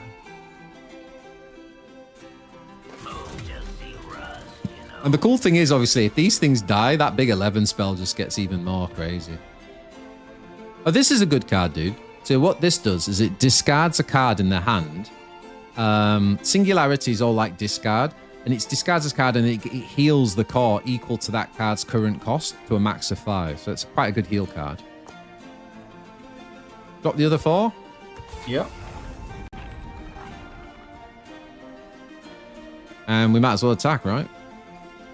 Absolutely. Now, fortunately, they don't get overpower until they immortalize, but they're still going to like take out his board, right? So nice. End round. And now we level up because we've got 10, right? Because it counts the reserve. So now they level up. So do you want to block with a 10-10? Yeah.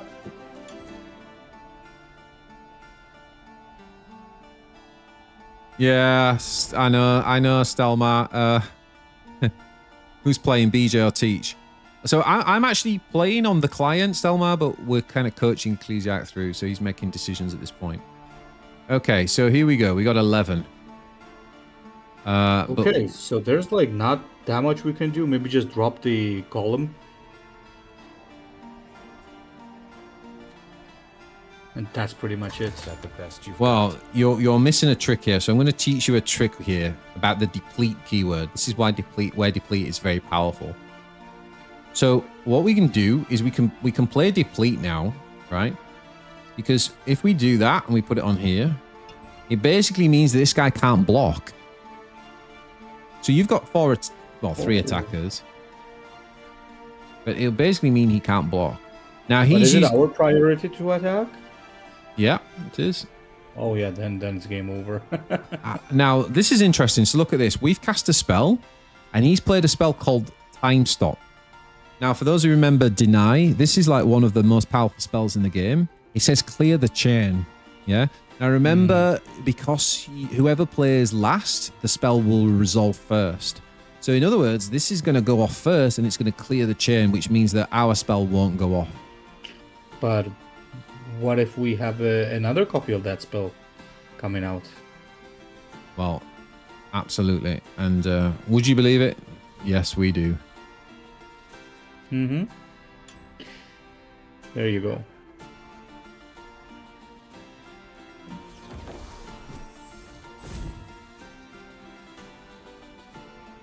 So he's got 3 energy left. Is he going to do anything? No. Oh, round end. Have we? Did we miss something? I thought that we. I think I messed that up. I thought that we had. I thought we had the token. Okay, now we got the token. Now we do. Yeah, and this guy leveled up and gets overwhelmed as well. So now we just do this and pull that over there. And yeah, we're good.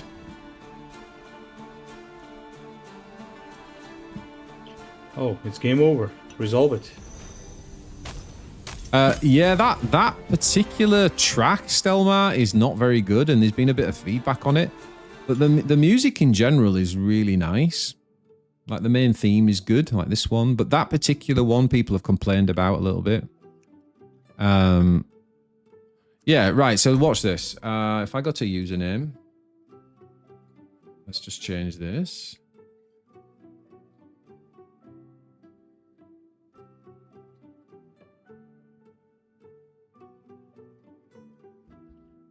This is just a little bit of a bug on my account, unfortunately. So, oh, hold up a second. I mean, it's so bugged that it just kicked me out of the game. So what are your thoughts so far, Ecclesiarch? It's really good. There's multiple things that I really like about this. It's very interactive, first of all.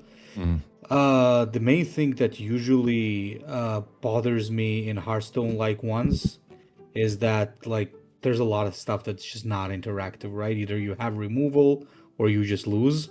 And here it's not like that. You get to react a lot. There's like layers of things you need to think about, like when do you pass, when do you have priority, and so on. And from what I can see, due to the syndicates and all the things, there's gonna be many different ways to build things, which is a big plus. Yeah. Totally. So overall, I would say really good. Well, that's good to hear. I will say, and I kind of said this to Ecclesiarch, that there is a bit of a, like, when you first start the game, it's more complex than Warforged, right? So there is a little bit of a kind of mental barrier at first, and I just spent a bit of time reading the cards, reading the rules, and once you get over that, I just can't believe how good the gameplay is. Like, it's just brilliant. I'm so excited for this game. BJ, would you say that it has a lot of mental load? No, look at that. You can tell. You look at him playing to the Warforge audience. I see a lot of MTG things. Absolutely, Stelmar, because again, the devs were originally used to play on the pro circuit in MTG, and then when LOR came out, which kind of built on MTG, they absolutely loved that game, and yeah, that's why they're playing on it. Mental load meme is here. It sure is. So yeah, this is the this is like the quest log. So you press on here, and you basically get you only get these daily wins and weekly wins if you play real players, right? You don't get them for beating up bots, which I think is fair enough. But you only need you only need 5 to get the actual resource, the flux resource, which is what you can use to then like craft wild cards. But and buy packs, sorry, this one you can buy packs with. But the experience, which then goes against your battle pass, you get that if you hit 12. And then you obviously get these daily quests which come up. So it's like spend 28 reserve. We only got to do one more. We got that one. Or activate an agent 20 times. So it just encourages you to play the different ones. Obviously, you get a free pack once per day, which is pretty cool. And then these are the packs. So I've got some free money that I can basically buy some stuff with. So I'll show you this. You get 12 cards in a pack.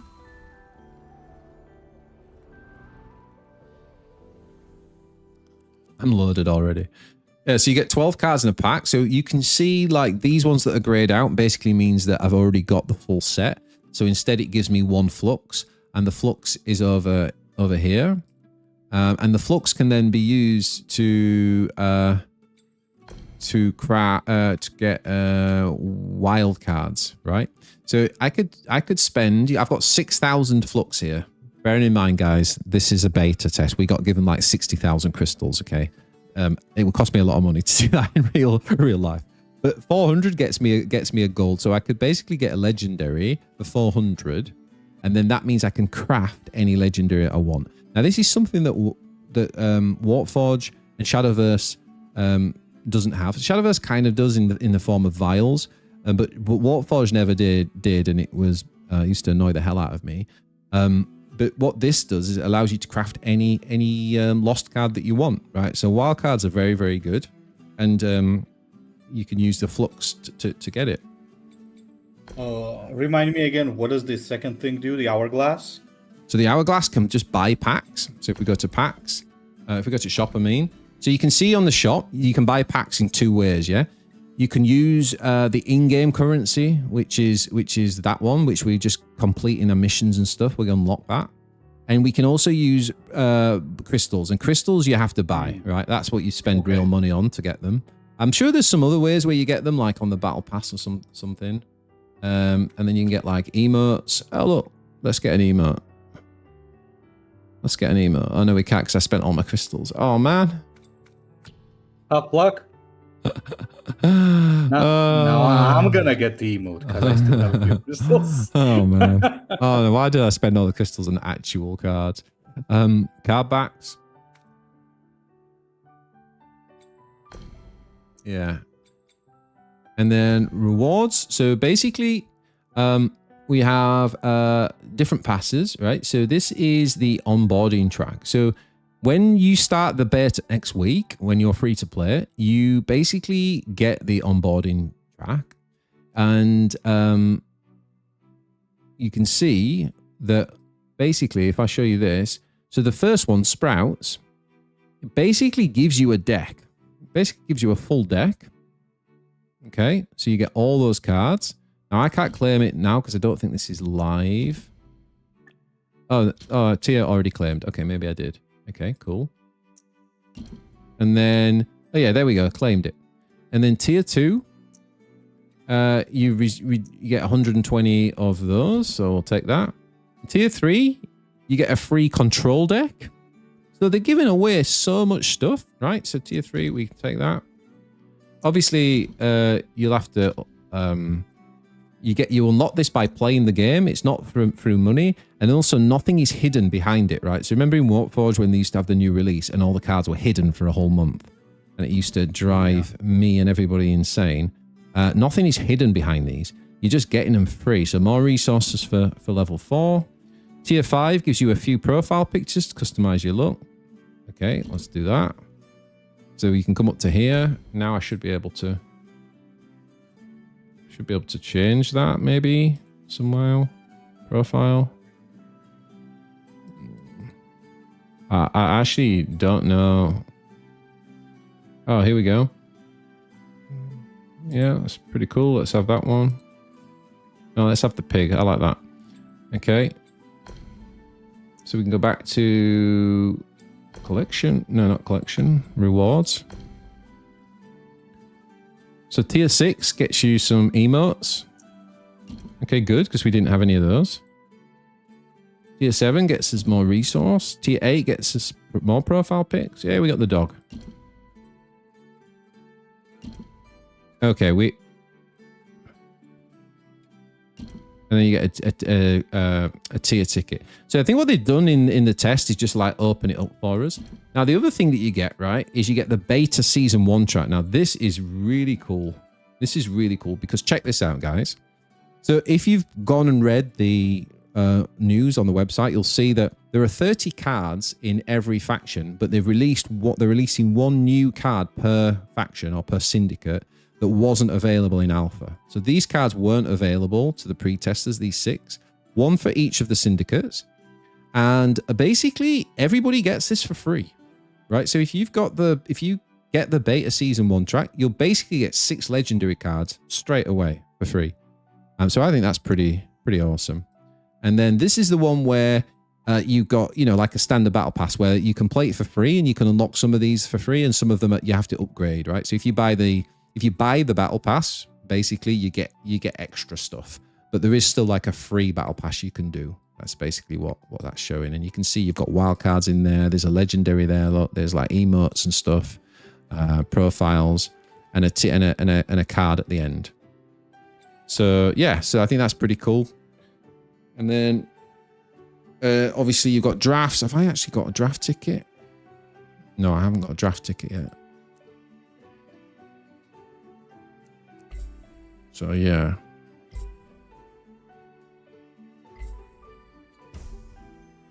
So yeah. Overall, I think this game is like super promising. And one of the good things as well is that the monetization is the way that they're targeting the monetization is they're not just going after whales, but they're also not. But they also want it to be free to play friendly.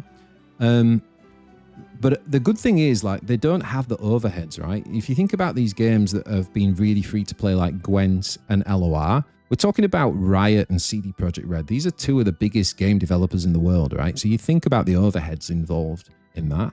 Like, they needed to make so much money, it was insane. Whereas a smaller outfit doesn't need to do that.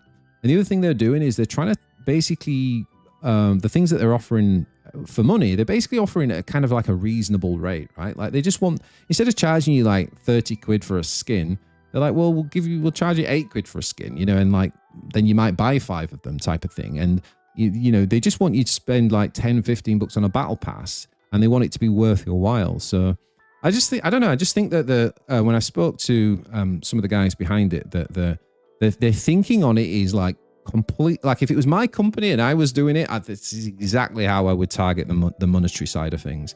And it's frustrated me for years that they've never got that right in CCGs. But yeah, you want to play again with this one, or you want to go back to the first deck, or do you want to try a different deck? I think you need to share the screen. Oh, have I lost you? Yeah, for a second. Ah, okay. There we go. I am interested in the bleed. You want to see the bleed? Let's bring on the bleed. Right, this is one of my...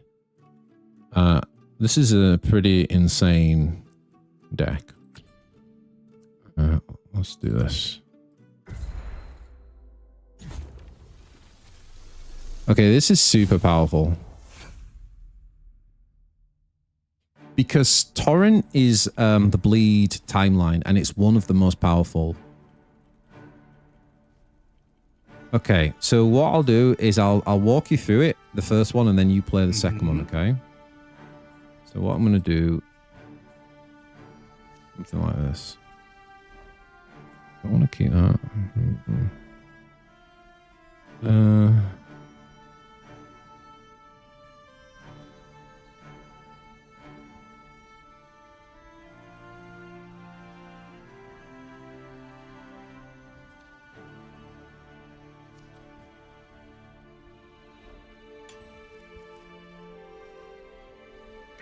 Okay, so this deck is making use of red and green, right? But it's primarily a red deck. And what it is, it's kind of like a self-harm deck, right? So the idea is that you can... So what bleed does is it's at the end of the turn, you suffer that amount of damage. So if it's bleed 1, you'll suffer 1 damage. If it's bleed 2, you'll suffer 2 damage. But the point is that like the units that we play actually benefit from being damaged. So like, for example, this says, when I survive damage, grant me +2. Yeah. So you're going to see some crazy synergies in this deck. So we're just going to, are we going to attack or are we going to pass? I think we're actually going to attack. Because obviously we win this stat war and he's not going to block. Yeah.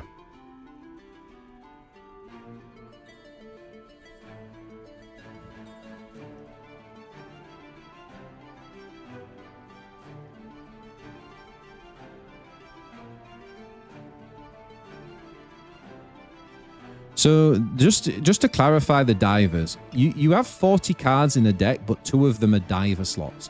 And these are the 2 on the left here with the gold. And those 2, you can have up to 3 copies of normal cards, but with divers, you can only have 1 copy of them. But the advantage is that you always have them every game. And so divers is a pretty cool and unique mechanic because you can it really changes like deck building. Okay, so what we're going to do now is we're going to play our other gladiator and say, do you want to attack us? Because we kind of like your 2-1s against our 1-3s. We're going to pass here.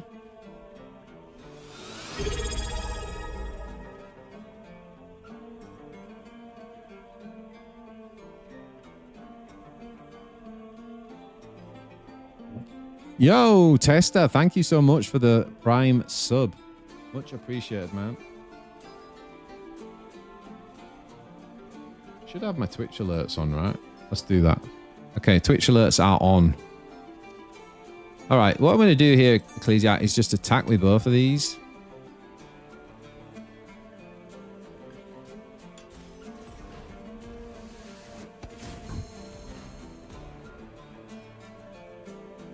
A gift. She actually gave it to me.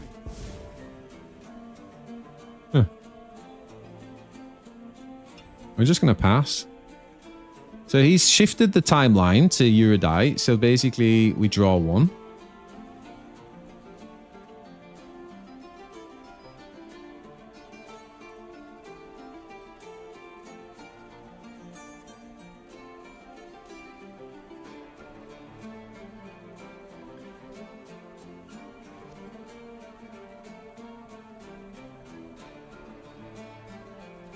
Yeah, we'll block that.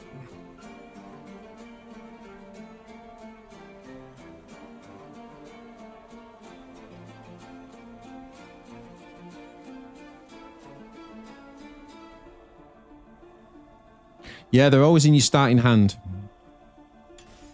Divers are always in your starting hand. So, for example, you could have a 1-cost diver and a 2-cost diver, and you'd always have something to play on the first 2 turns. The other thing, Stelmar, is like I was saying earlier, is that if you say you open a pack as a new player and you've got a legendary card, you can actually just play that instantly. And that normally you need 3 sets of them. Not in Warforged. Warforged was unique because legendaries you can only have 1 of. But in most games you can have 3 ofs, and you kind of need the full set, whereas here you wouldn't. Right, so what we're going to do, Ecclesiarch, is we're going to play this guy, Sapper, right? Now, check this out. What this guy does, this is such a great card. It's one of my favorite cards in the game. What he does is he sprouts these 2 1/1s, but he gives those sprouts last gasp, deal 1 damage to all agents. Okay? So they're like mini bombs. They're basically like the squig buggy, yeah? That is disgusting. Oh, it gets far worse. It gets You far know worse. why? Because also, like, you could get the bleed, Yep. and at the turn they just die and they just blow everything up. Exactly. Now check this out. How does he level up? I've seen 3 agents destroyed. Well, if these 2 go off, that's 2 AoE, right? So it can be my agents, it can be his agents, it doesn't matter. And then this guy evolves. Now, when he levels up, he gains Rejuvenate. Rejuvenate means that at the round start, you heal this agent to full durability. So all that damage that he took, he goes back up to full health, and he will do every turn. And then here's the thing, he's got Activate. Remember, that's like an action, so we can just, every turn, we can activate that. And he'll sprout another 2 of those guys with last gasp, deal 1 damage to all agents. So he just keeps producing bombs, basically. It's like a squig buggy on steroids. But it's like you say, it gets better because we've got all these cards that benefit from self-harm. So we'll show you that in a minute. So we end the round.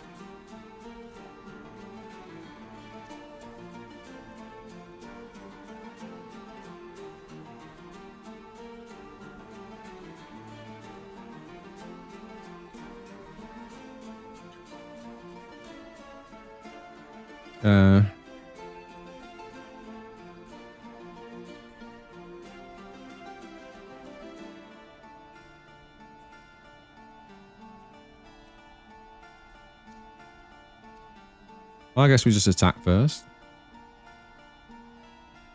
Can you build a proper heavy control deck and play it?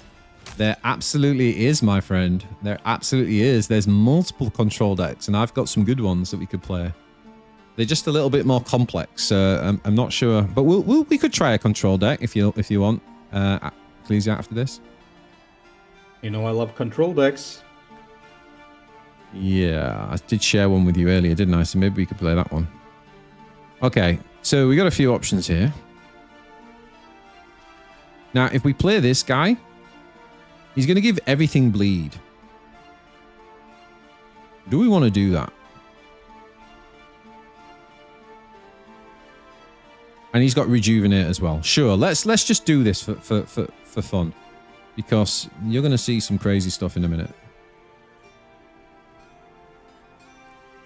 Right, what we can do here is grant any amount of allies bleed.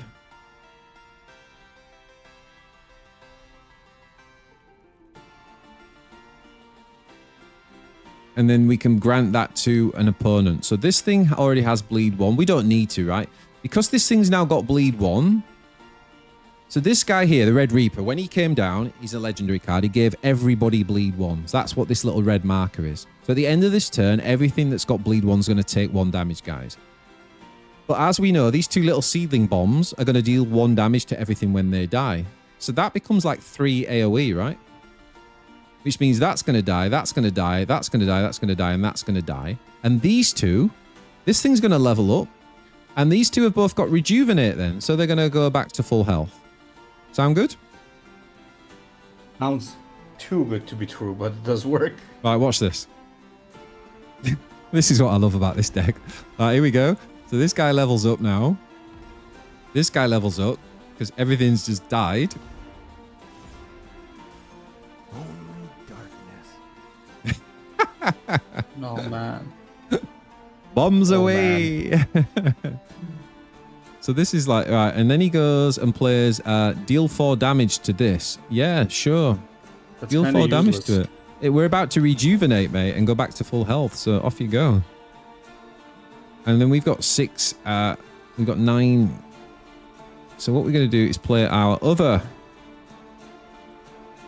Actually, first of all, let's play the Gladiator. Lights up. Remember this guy takes a ping damage and goes +2. Okay, he's doing another 2 damage to us. Okay, we'll let him do that, because if he can't kill us, this thing's just going to get bigger next turn. Now we're going to play this. Each wound, a turning key. And this card says the first time that each round that I take damage, draw 1. So you see the synergy we've got with bleed, right? Yeah, Now there's a lot of synergy. Now the next thing we've got is that the little botanist is going to... Remember, it's got activate, so we can get 2 more of those little guys. So down they come. And then we can... This is called a soft pass, by the way, when you do an immediate thing and then you pass. It doesn't end the turn. Even though I could have played another action there. Can we get the deck code? Yeah, we can get the deck code. What, for the blood for the blood one?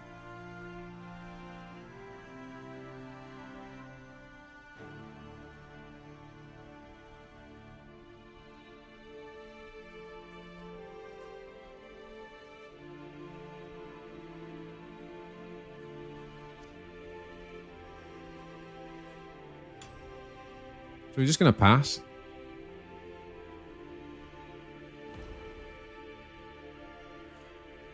Now check this out, dude.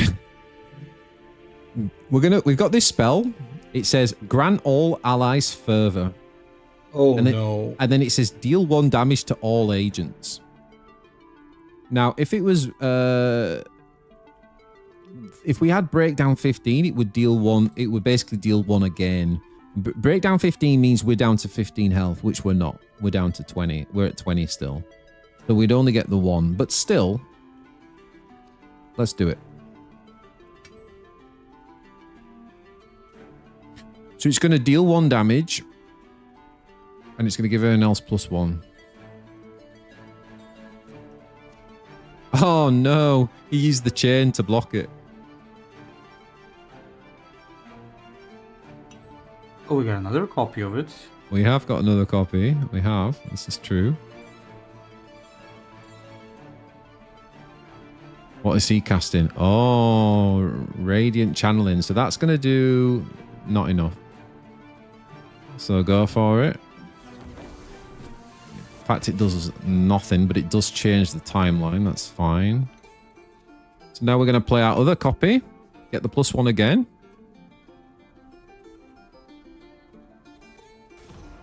I see the two of you as main casters for a major Chrono CCG Grand Final in the near future. Yeah, well, we'd be up for that. The music's annoying you, Stelmar. I'm going to be honest, you're not the first one to say about this particular track. Yeah, that's the one that I was complaining about. Now, sorry, dude, I was reading the chat. Did you just see what happened? Did you just see that? Yeah. Unfortunately, I did, yes. No, because how do you the like... server, the combo is like insane. How would you like them apples? That is so sick. How insane is that? How insane is that? It's pretty cool, huh? Yeah, we might have found the cancer. You want to... It's pretty nasty. You want to try that one? Or do you want to see the control deck? I would like to see the control deck because I really want to see all of those. And since it's getting like really late over here, I do want to manage to see it. Let's do this one. Let's do this one, and we'll call this the last game. I really want to do this one together with you as well because I tried this today, like without knowing anything about the game, and I couldn't understand anything. So it's going to be interesting what's happens now. Do you want to have a look at the deck? Do you want us to have a go through the deck and then play? Yes, I do. Right. Show me what's going on there. Okay, so this deck is a control deck, guys. Now, just for those watching, obviously this is kind of like learning to play the game. I hope it's been helpful. I hope everyone's got something, some understanding about the game. It isn't the easiest card game. I will say that. So hopefully this has helped. But this deck is an advanced deck. Okay, so I've certainly by no means mastered it, but don't worry if you're kind of like struggling to follow all of this. So here we go.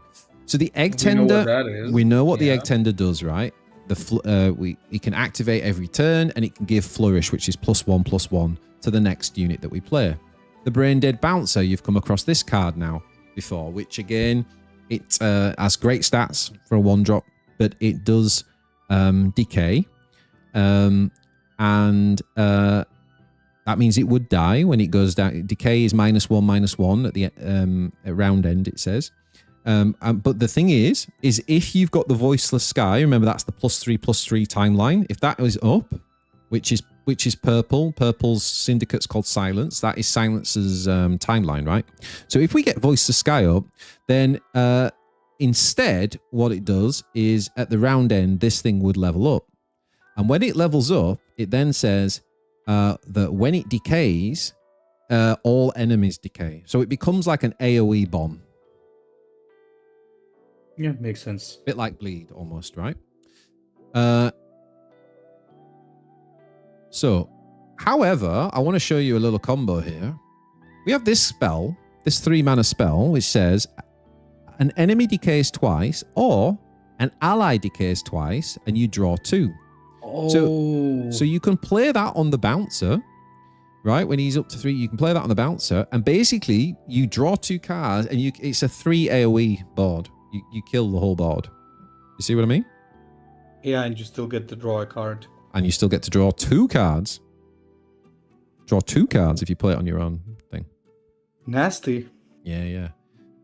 So then you've got the Somber Astronomer, 3 of them. Remember, this is what gives us the silent return of the stillness, and that is how we get the Voiceless Sky, the plus the timeline that we need for all that, right? So very important card, and that's why we also run 3 copies of Return the Stillness, which also gives us Voiceless Sky, and it says Deplete. So for those who don't know, what Deplete does is you cast this and on an enemy agent, and that agent can no longer attack or block for the rest of the round.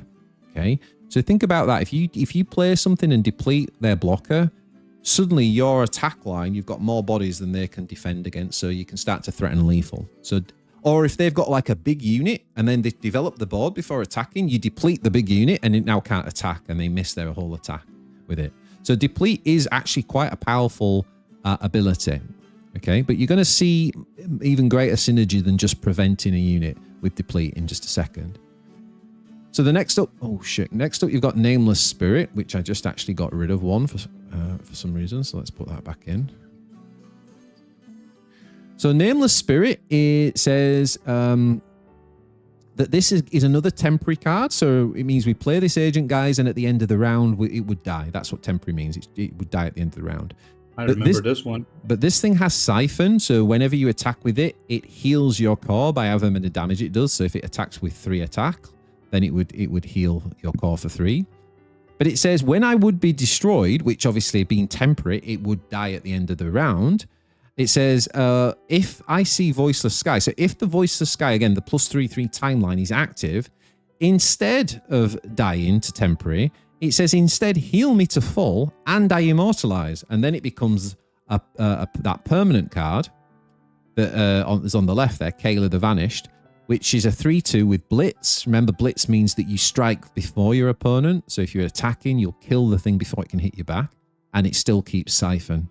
So now, and remember, when you level up in this game, when you immortalize a card, all copies of the card in the deck also have that, right? So future copies that we get now will just be the Kayla the Vanished. You won't need to immortalize again. Pressure Spike is kind of like our cheat removal. It's deal 1 damage to an agent, and it says increase it by 1 for each ally that it has. So if they go wide on us, this becomes more powerful. Potentially can do, what, 5 damage for 2, which is pretty good. Now, the Sleepy Druid is the second green card we play. You'll notice that this is all silence, all purple. There's only 2 green cards we play. One is the Egg Tender, and then the other one is the Sleepy Druid.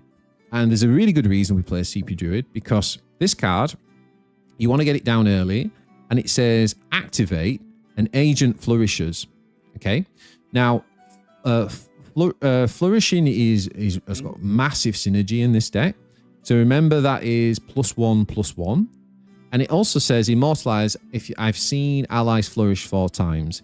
And when it does that, then it says an agent flourishes or decays. So we can either buff our guys or we can play into the decay thing that we talked about earlier to get rid of our opponents. Okay. So now we got the Forest Recluse. And this is just a 3-drop that basically says deplete an enemy. We've already talked about depleting, remember? It stops it from attacking or defending. And then it says, round start, create a return stillness in hand. Remember, that's how we get the timeline that we want. So you need some cards that get you the timeline. And also you're going to see some more synergy with this deplete thing in a minute. Now, this is a very powerful 3-drop. It's called the Rotting Rocker. Pretty cool. Because this thing has an activate ability. And remember, activate is like a spell that you can do every turn, right? And it says deal 2 damage to a random enemy. Okay, pretty good. But here's the thing, right? And I'm going to have to go on here. I need to remember what this symbol means. Because I can't remember what this symbol represents when it's got the C next to it. Maybe someone, maybe Crazy or someone can tell me in chat. But basically, what this means is that it's not just when this guy activates, it's when anything activates. So in other words, if you've got this guy on the board and 2 to 3 other cards on the board that also can activate, this guy will just keep doing 2 damage, right? And when it's seen an agent depleted 4 times, think about all the cards that have said deplete something. This thing levels up. Yeah? Are you following this? Yep. When it's leveled up, it also says that if you basically blowing up the board with all these 2 damages that you're doing, and there's no agents left, it then starts to do 1 damage to the enemy core instead. So without even having to attack, you can just start to wear down your opponent. So Bury the Evidence we already talked about. We talked about this card, right? The enemy can decay twice as removal, or you can hit your own guy and you can draw 2. Mind Over Matter is super good because what this does is basically if Voiceless Sky is active, it becomes faster, but it depletes an agent and it refreshes an agent. So you can deplete your opponent again to stop them from blocking or attacking. And then it says refresh an agent. So for example, Sleepy Druid, that you just activated it to flourish something. You can refresh it now. Normally it wouldn't refresh till the end of the turn, but you can refresh it and then it can activate again. Same with the Rotting Rocker, right? So when they activate, remember they kind of phase out for the turn, and you can just refresh them so they can do it again. Yeah, so you can keep recycling these activate abilities. The Destiny Ripper says play Mute an Agent. Now, basically, Mute is pretty cool because it removes all text from a card.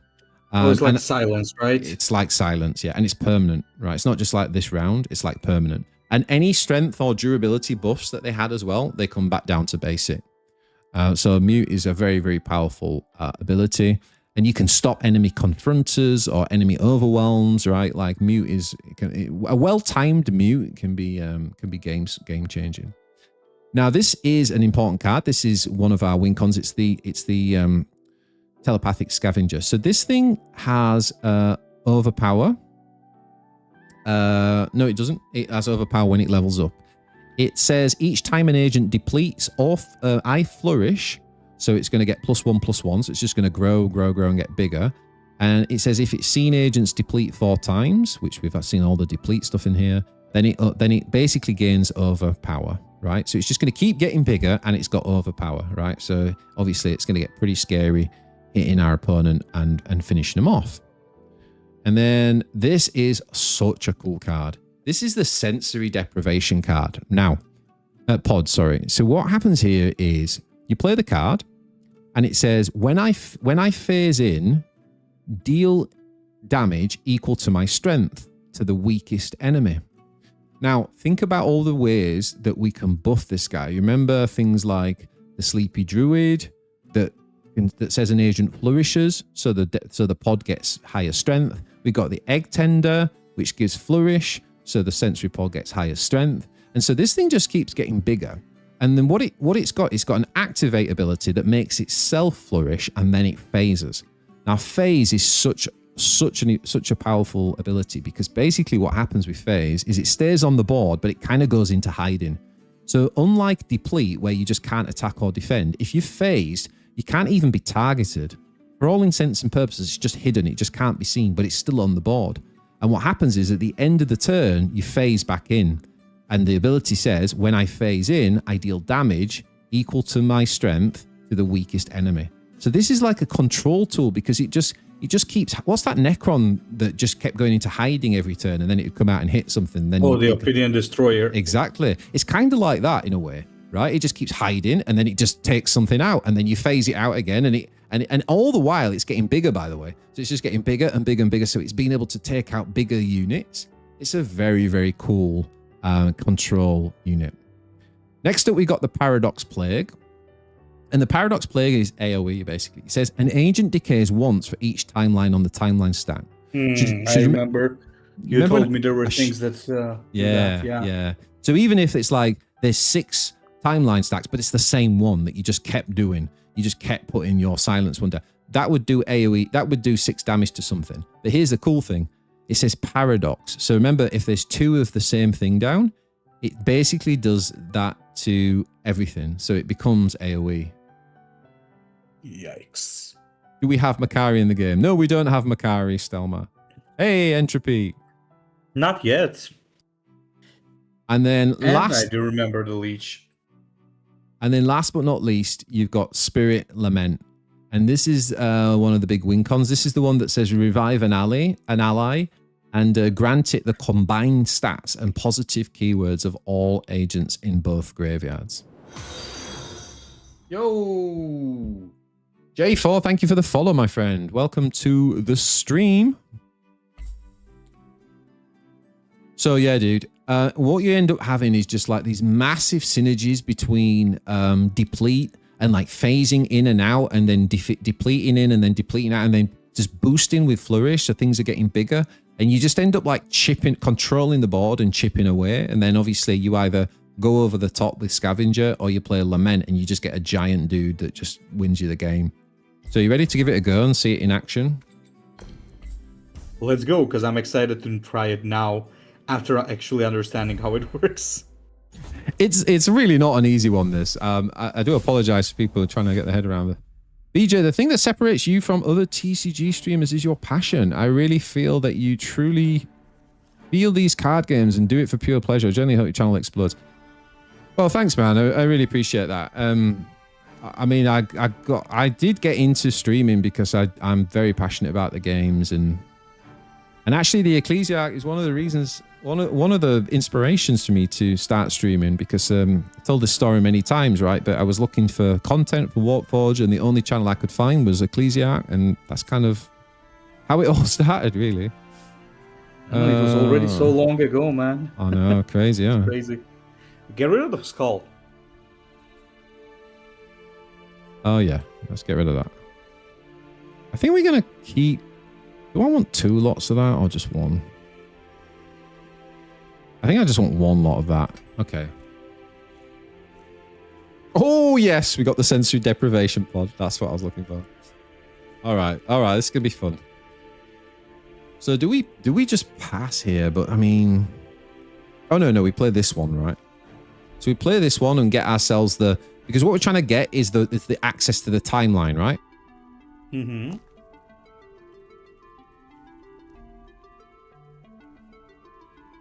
Yeah, we can pass. And then you can play the degenerate or whatever it's called and to the voiceless guy.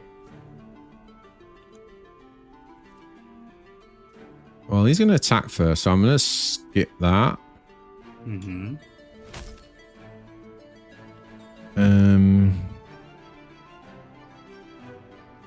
So now I'm going to play...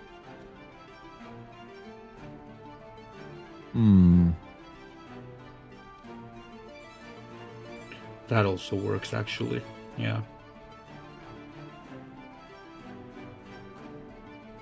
I don't know, actually. I'm trying to think like whether I want to do that and then buff this. And then next turn play this. Probably, yeah. So that he also becomes the future form. Just don't have backhand. Blue has a card called How did that backhand. get through testing? Okay, he doesn't have it, so that's cool. Let's do this then.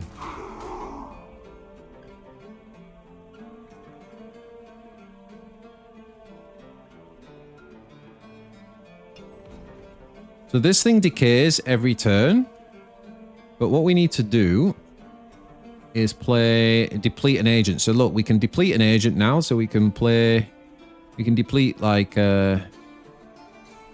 this, so that it won't be able to defend. And it's going to shift the timeline, and all we want is for the timeline to... Oh no, he had backhand. Oh no, that makes me so sad. That's so sad. Okay, it's gonna die now. Isn't the... Oh, that's gonna go off first, right? Yeah. No, there's nothing we can do. There's nothing we can do, right? No, there's nothing we can do there. I think what we can do there is play this on this.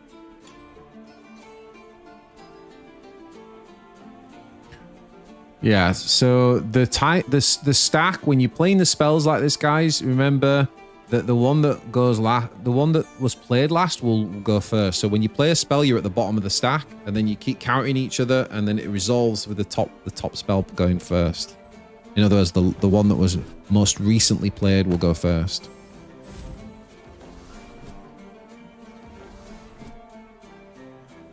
You had a pretty strong turn here. Very strong. Yeah, very strong.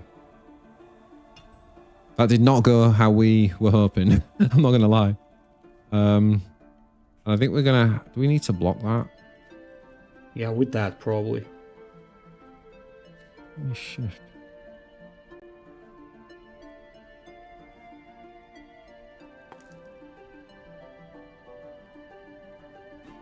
Can we take the 4 damage here? I mean, we do have some siphons. Okay, let's skip the block and let's play this down.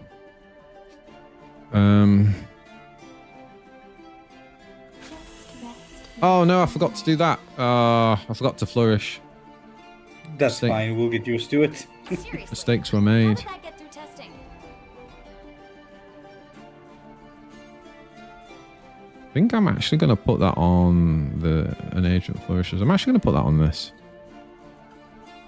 Because then it can block the 1/3 at least. But not really, because Temple just attacks twice. Oh boy. Sure.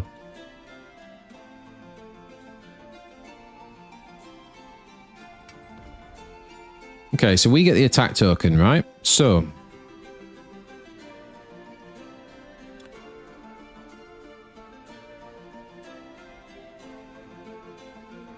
what we can do now is we can Flourish first. We can flourish first, right, and do that. But the question is whether, yeah. So we're going to flourish first, and then we're going to. Now we could pass here because we flourished.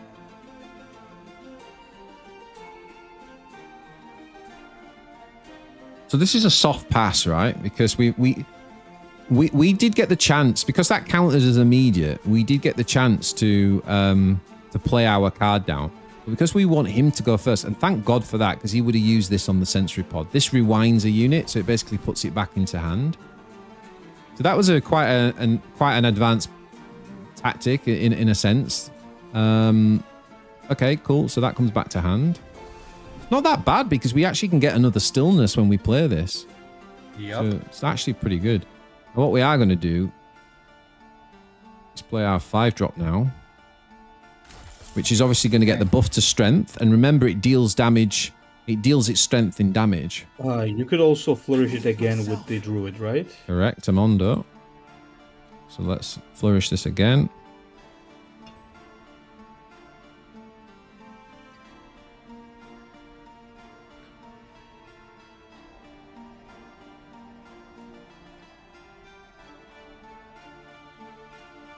First in, last out the stack. Yeah, that's right. Okay, so that guy now buffs up. And now because this thing's seen 4 flourishes, this is now leveled up. So remember, she's now going to get bigger every time she makes something else bigger. Now what we're going to do with the sensory pod is we're going to basically activate. And so she so it phases. She flourishes and then phases, right? So this is on the stack. Oh, that's what the C means, right? Yeah, yeah. When you've got the activate C, can you see how it says activate C? C means that the activation will go on the stack like a spell. So it could potentially be countered. So this is going to become a 5/6 now. This just leveled up because it said when we see things flourish 4 times. You see the synergy. The synergy is amazing between the cards. Now, what's going to happen is when we end turn, now, this thing is going to do 5 damage to something.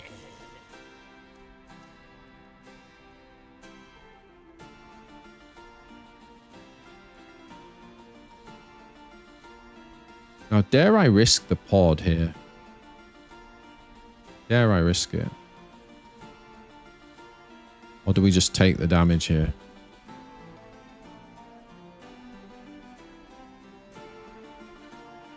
Or you could just... Oh, and the unit's depleted, actually. Go on, you could just what, sorry? You could just use the removal on the 2/2 maybe. Not. Oh yeah, that one for example. The only problem with this is, like, if he's got something that buffs, he's probably just gonna have to rewind it, right? Oh no, yeah, he has got something that buffs it. Okay, so here we go. And now we're gonna have to do it again. Wait, are we? Let's have a look on here. Yeah, we're gonna have to do it again, right? Deal 1 to an agent, increase it by 1 for each ally that it has. So this will do 3 now. So we put that on there.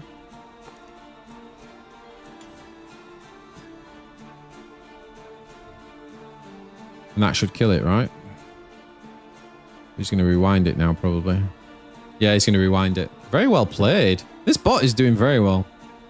So what this does is his rewind goes off and puts that back into hand. Before our things could kill it. And this is what this deck does. It's a rewind deck. It's one of my favorite decks. It's very, very good. But at least we didn't... At least it didn't hit us in the face, so that's good. So, activate. An agent flourishes or decays. Let's do... We want to do flourish or decay? Hit him with the decay.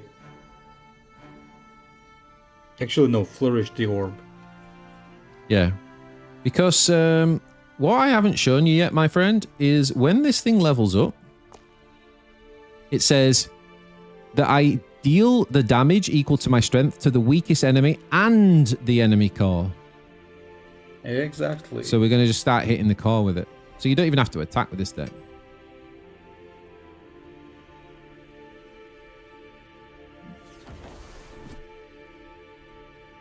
So yeah, face tied things, Romeo. So yeah, that's true. The blue, which is face tied, they're very like hit and run, very very Ionia-esque from LOR.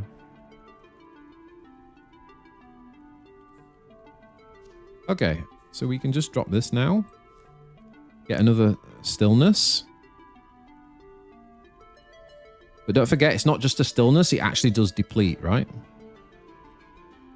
Oh, I messed up, didn't I? I forgot to do this. Oh, no. I've done that twice, by the way. And that's really bad, because that would have been +1 on both of those. Next turn, we would have 11.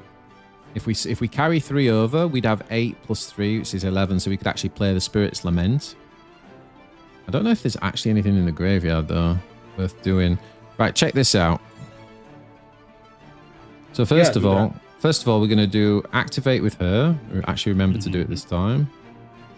And we're gonna mute, I think, or are we going to deplete?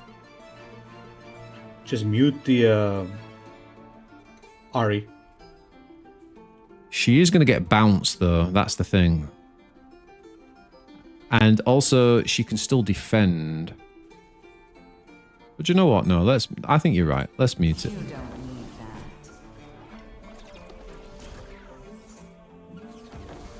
Now you just gotta use the druid to flourish that again, and it should transform. Which one? Seriously, The orb. how did that get through testing? Oh, it's about agents destroyed. Okay, never mind.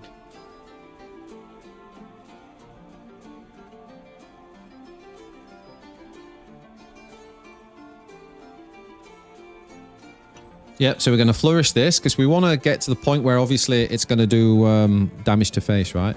Going to take off, buddy. Have a good one. Rest of the stream. I'll be on tonight. If you're on, I'll catch you later. Thanks, Crazy. Thanks for stopping by, mate. Really good to see you. Yeah, I will.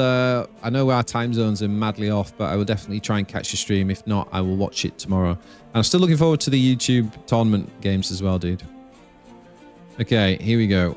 We're going to now go off with the sensory deprivation. Yep. Press OK on that. By the way, have you noticed like the fact that he's down to 1 card? Yeah. So typical like kind of control deck. Yeah, depleting the resources. Now there's a couple of options here. Like this could come down and we could deplete something. Do we really need to because it's not his turn to attack? Kinda don't, do we?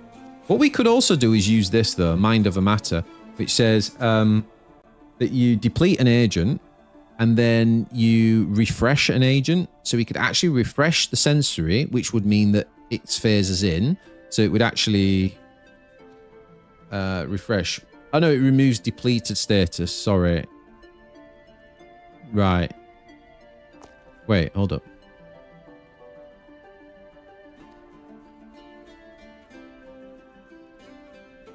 Okay, so phase is not the same as depleted thing, is it? Okay, so we No, can't do that's that. okay. I was wondering whether we could bring this back in. We can't. We could bring one of these back on, but not that one. So that's fine. So the question is, do we want to save bank for the Spirit of Lament? Maybe that, save it. Not that we've really got anything big enough for that. Nor does he. Yeah, I guess you just resolve it.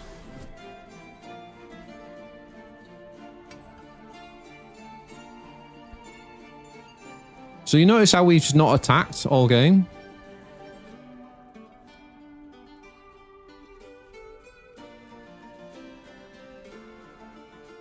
This could be a moment to decay some things. Oh, that's depleted, isn't it?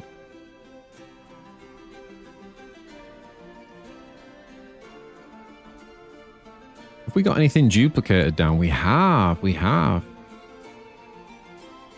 Oh, that's the other one, isn't it?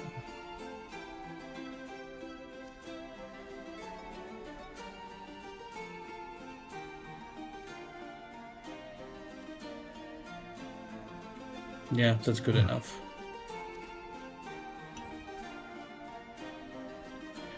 He's got one card. It's going to have to be a hell of a trick. Which one is it? Backhand. Oh, yeah, that does nothing. Literally. There we go. So now this thing's leveled up and it's going to start doing damage to face. It's going to do 9 damage to face when it comes out of, when it phases in. Which is pretty crazy. And by the way, our 11 spell's pretty good now. So should we, well, it's a bit better. Should we just go for it? Go for it, yeah. Actually, let's do this first. You got 2, that's why.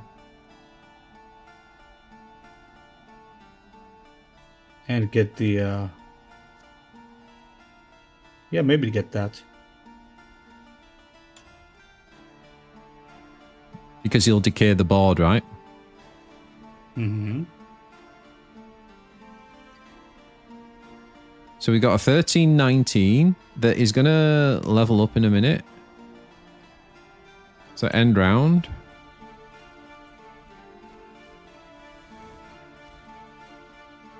So, yeah, so he's leveled up. So now he's going to decay the board 1 every time. We're also going to just attack with that, I think. Oh, okay, yeah. That looks... And activate that thing? Yeah, let's do this. Yeah, that's I think good game. Attack with all the other things. Yeah. No reason not to, like, literally. What's he gonna do?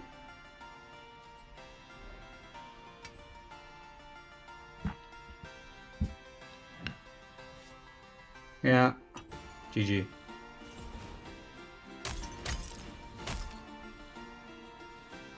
So it's just waiting for that to How resolve. did that get through testing?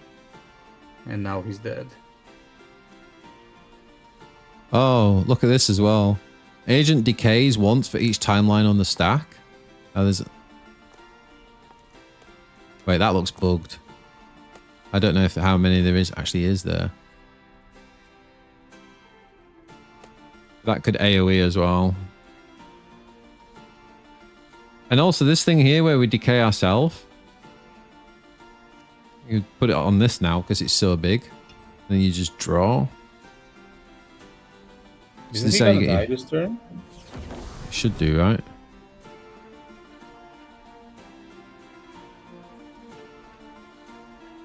Oh yeah, let's remember to flourish this.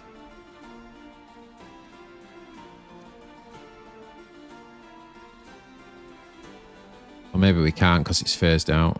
I don't know. Yeah, this should be it, right? Yeah, because it's gonna shoot and he's dead.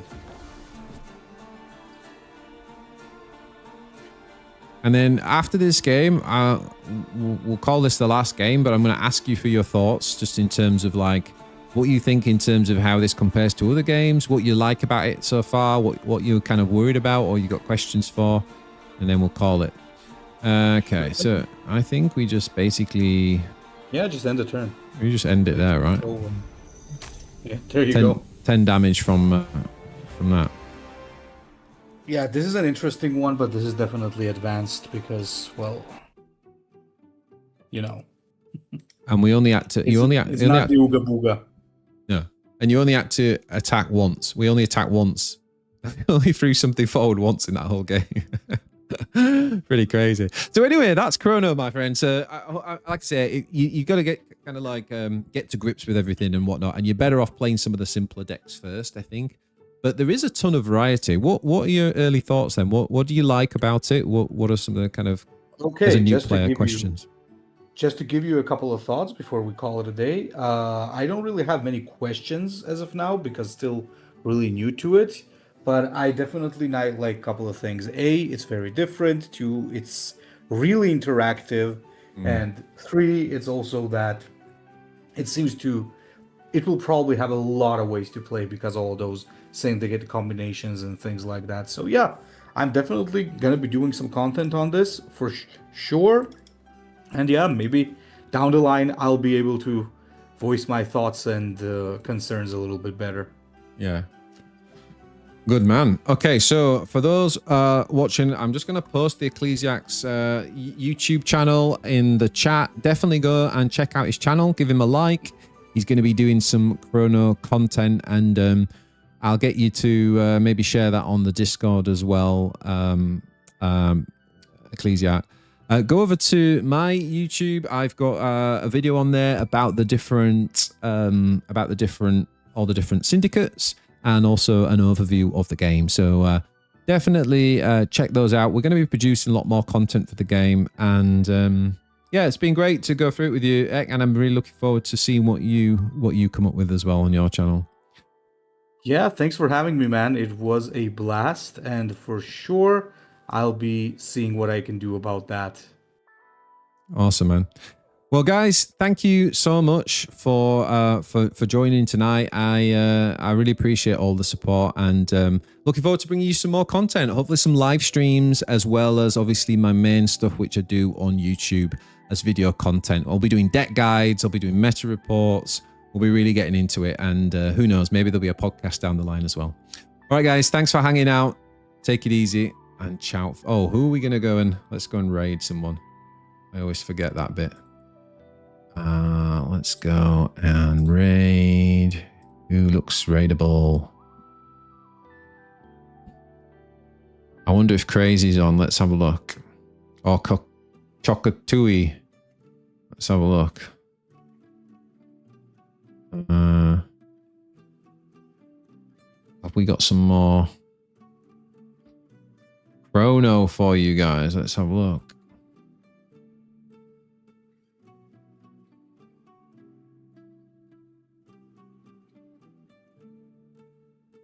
So BJ, I'll be signing off now.